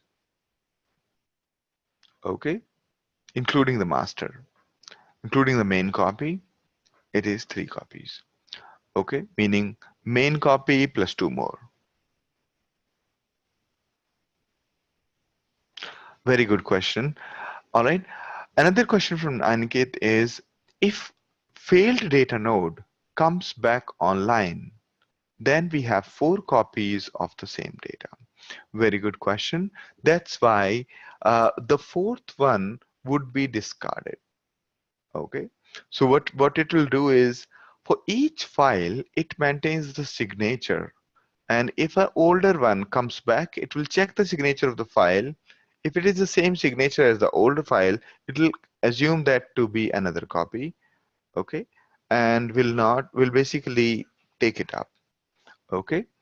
If we already have the 3 copies and we are happy with the existing replication, then even if the older block comes back, it will discard it.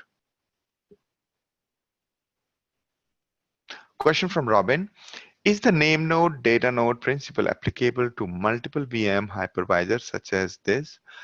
Okay, so meaning you mean to say that we can install data nodes on multiple hypervisors?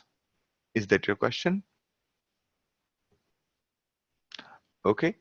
Yes. So generally that's not recommended because see, the data node is going to write data onto the local file system.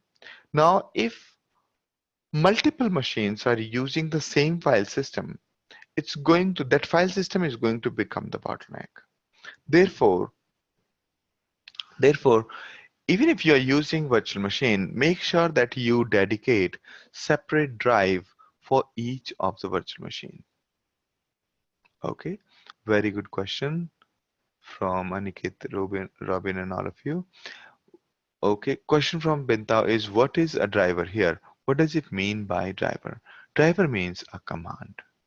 Okay, a program which you run, not like a server which is always running.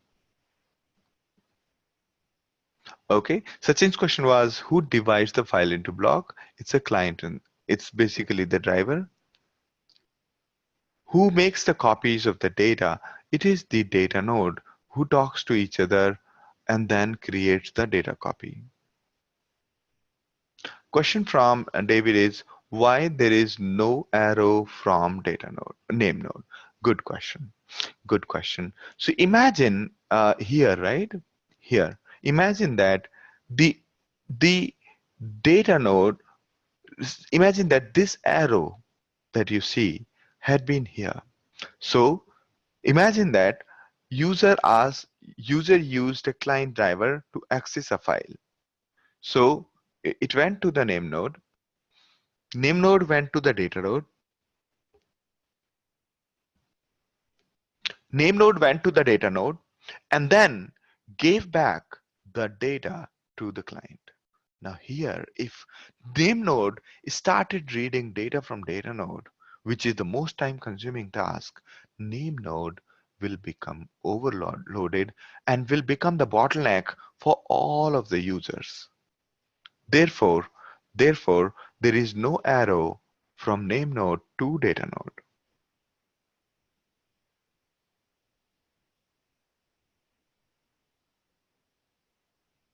Okay, even in the next slide here, right? Not this. Probably you're talking about this one, right?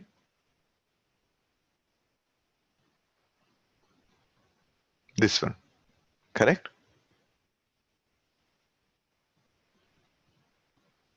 Yes. So here also, if let's say you got here name node was basically informing data nodes, then it could be uh, if name node was reading the data and giving you back, what will happen is name node will always become the bottleneck. Okay. Therefore, what it does is it tells the client that, hey, here is the information about data nodes. You go to data node and talk to him by yourself. Okay. Do not come back to me for reading the data. Go to data node, and once you're done, uh, you can close the stream. Okay. That's how. Even for the write, it's the same scenario. Let me just go back here also, because name node is not writing data. Name node is just giving you back the information about data node, and you have to go to data node to store the data. All right. So name node does not take the data from you. Was able to answer? It's a very important question.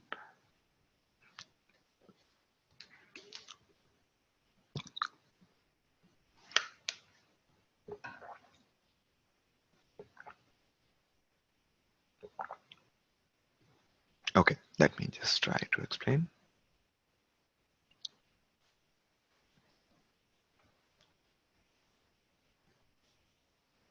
Okay, you mean to say that here, okay,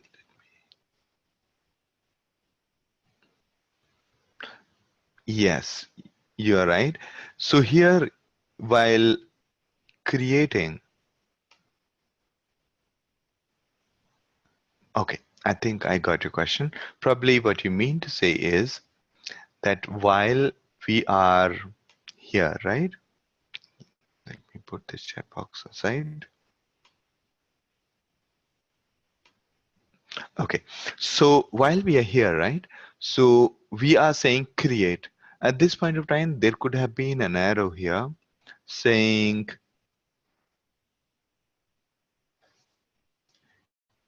info about where to write. Is that your question? So yes, that information should be given, and there could be an arrow representing the same.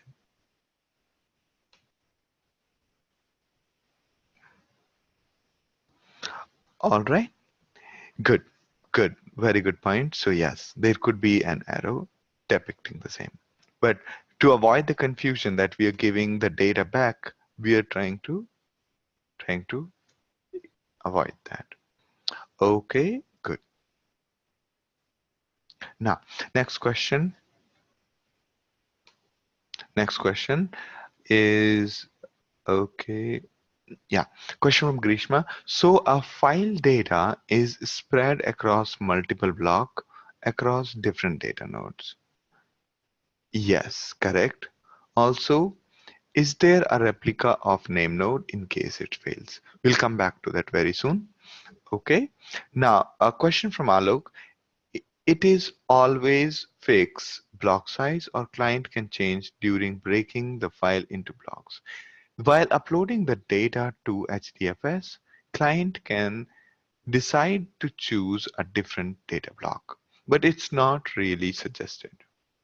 Okay, so you can assume that it's always a fixed block size.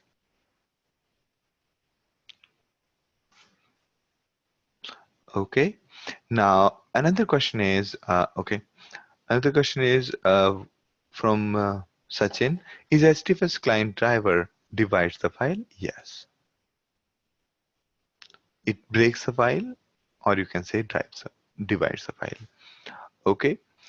Question from Gaurav is, when data node is down, does a name node remove its metadata from its files?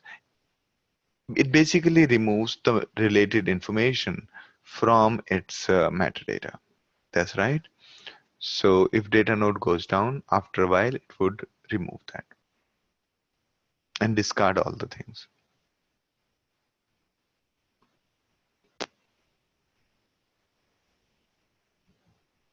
Question from Hitendra. So name node does not drive replication process. It basically tells the machine, it basically let data node amongst themselves copy the data. Okay.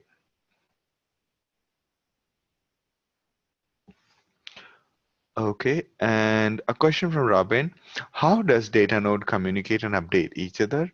What ports are utilized to allow communication for two physical separate data node, which are on different networks separated by a firewall? Okay. So basically there are ports here which you need to open between them. Okay. So it's a good question. So data nodes communicate and update each other over a port. Okay. And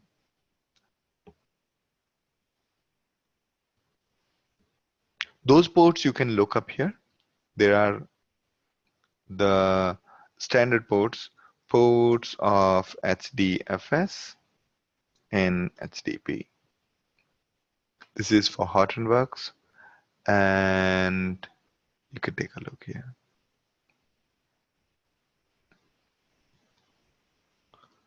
All right, these are the various ports. Good. Good set of questions. And another question from Robin is also, what is the port for traffic flow between Namenode and the client? So I think this document could answer you that. Okay, great. Great set of questions. All right. Now,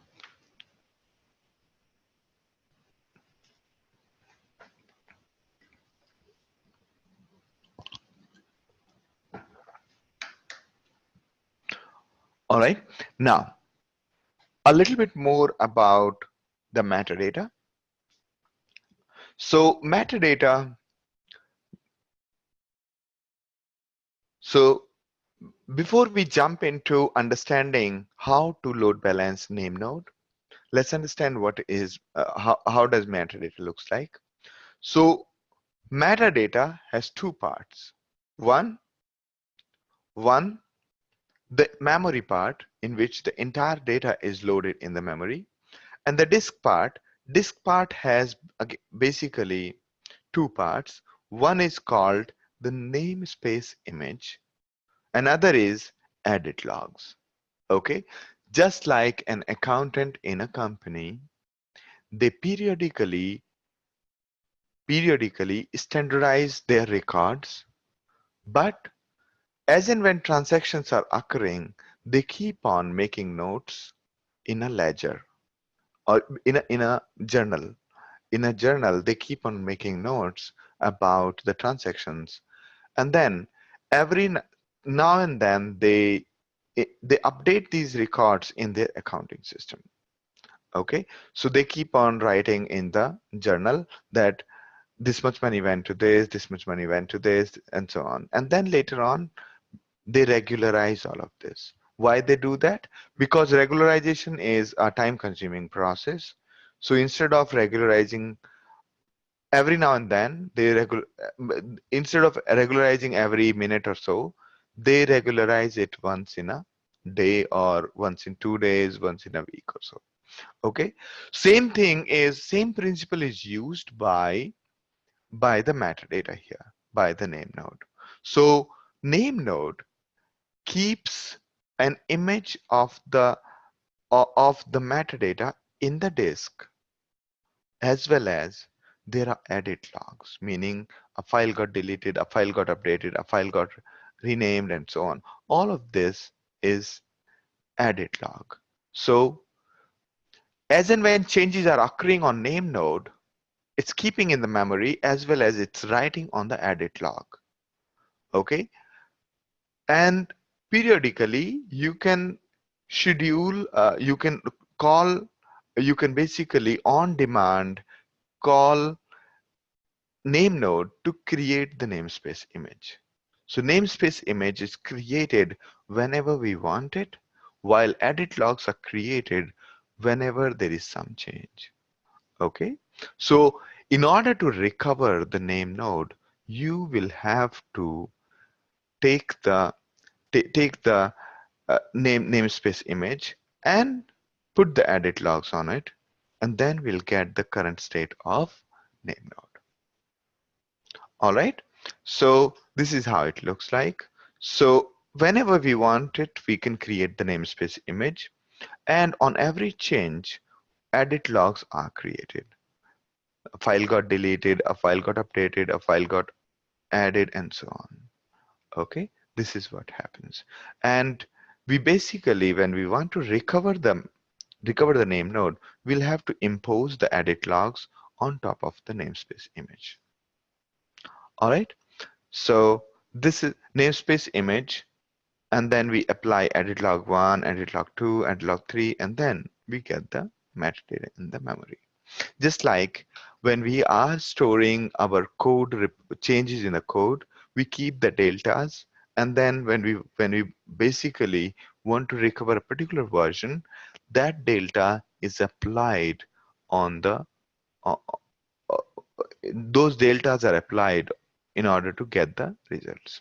Okay, so this is what happens in case of namespaces memory in the namespaces metadata name nodes metadata in the disk. All right, so we'll go into more details. We'll start from here in the next session. So all right, so also what I would like to do is, just after this, I would like to do a hands-on. We'll start with the hands-on and then go into more questions. All right, so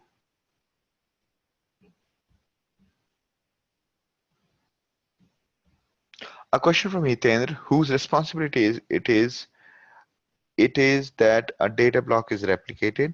It is the duty of basically name node instantiate. It starts the process. Name nodes tell the data node that the data needs to be copied, while the actual copying is done by the data nodes.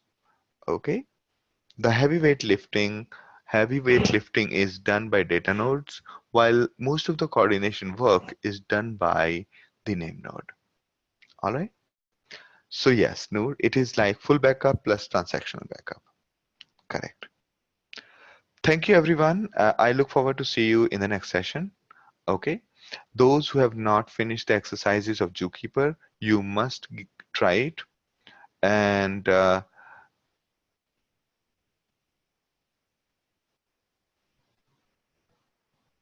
all right, let me, okay. Sure, sure. So we can start the next session with that. Okay, please remind me that. Can we look at the big data example and how all pieces fit together? Yes, let's just start with that in the next session. Okay,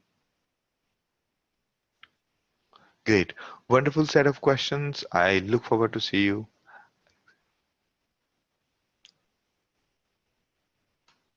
Great. Great. Thank you, David. Thank you, Grishma. Thank you, Bintao. Thank you, Robin. Thank you, Alok. Thank you, Subbu. I look forward to. Okay. Those of you who are not seeing the Zookeeper exercise, just be with me for a second. I'll show you. So if you go into my courses,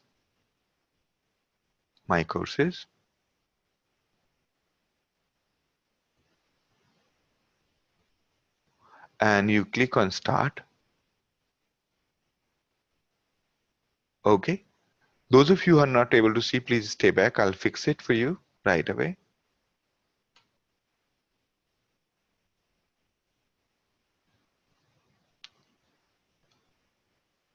When you go into my courses, do you see this one? Or maybe this one? Where is that?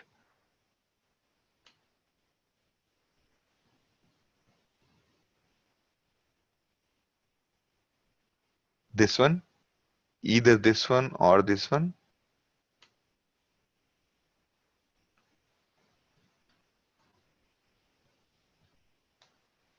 A question from Midtao is, are namespace image and edit login different? No, no, it's on the same disk locally. Okay, we'll talk about this again in the next session. All right, I'll start from there.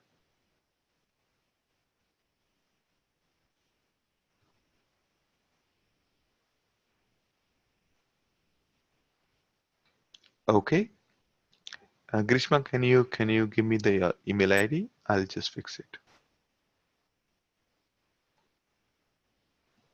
Okay, so Gaurav, okay.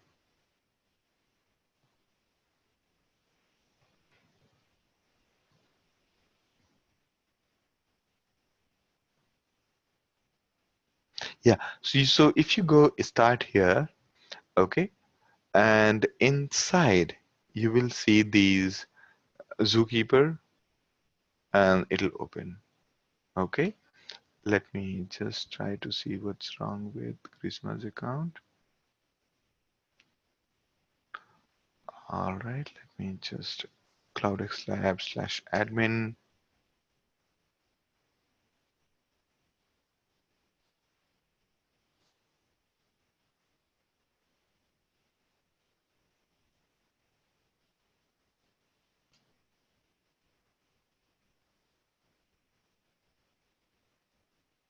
Okay, great, Grishma. Yeah, you should be able to see. Yes.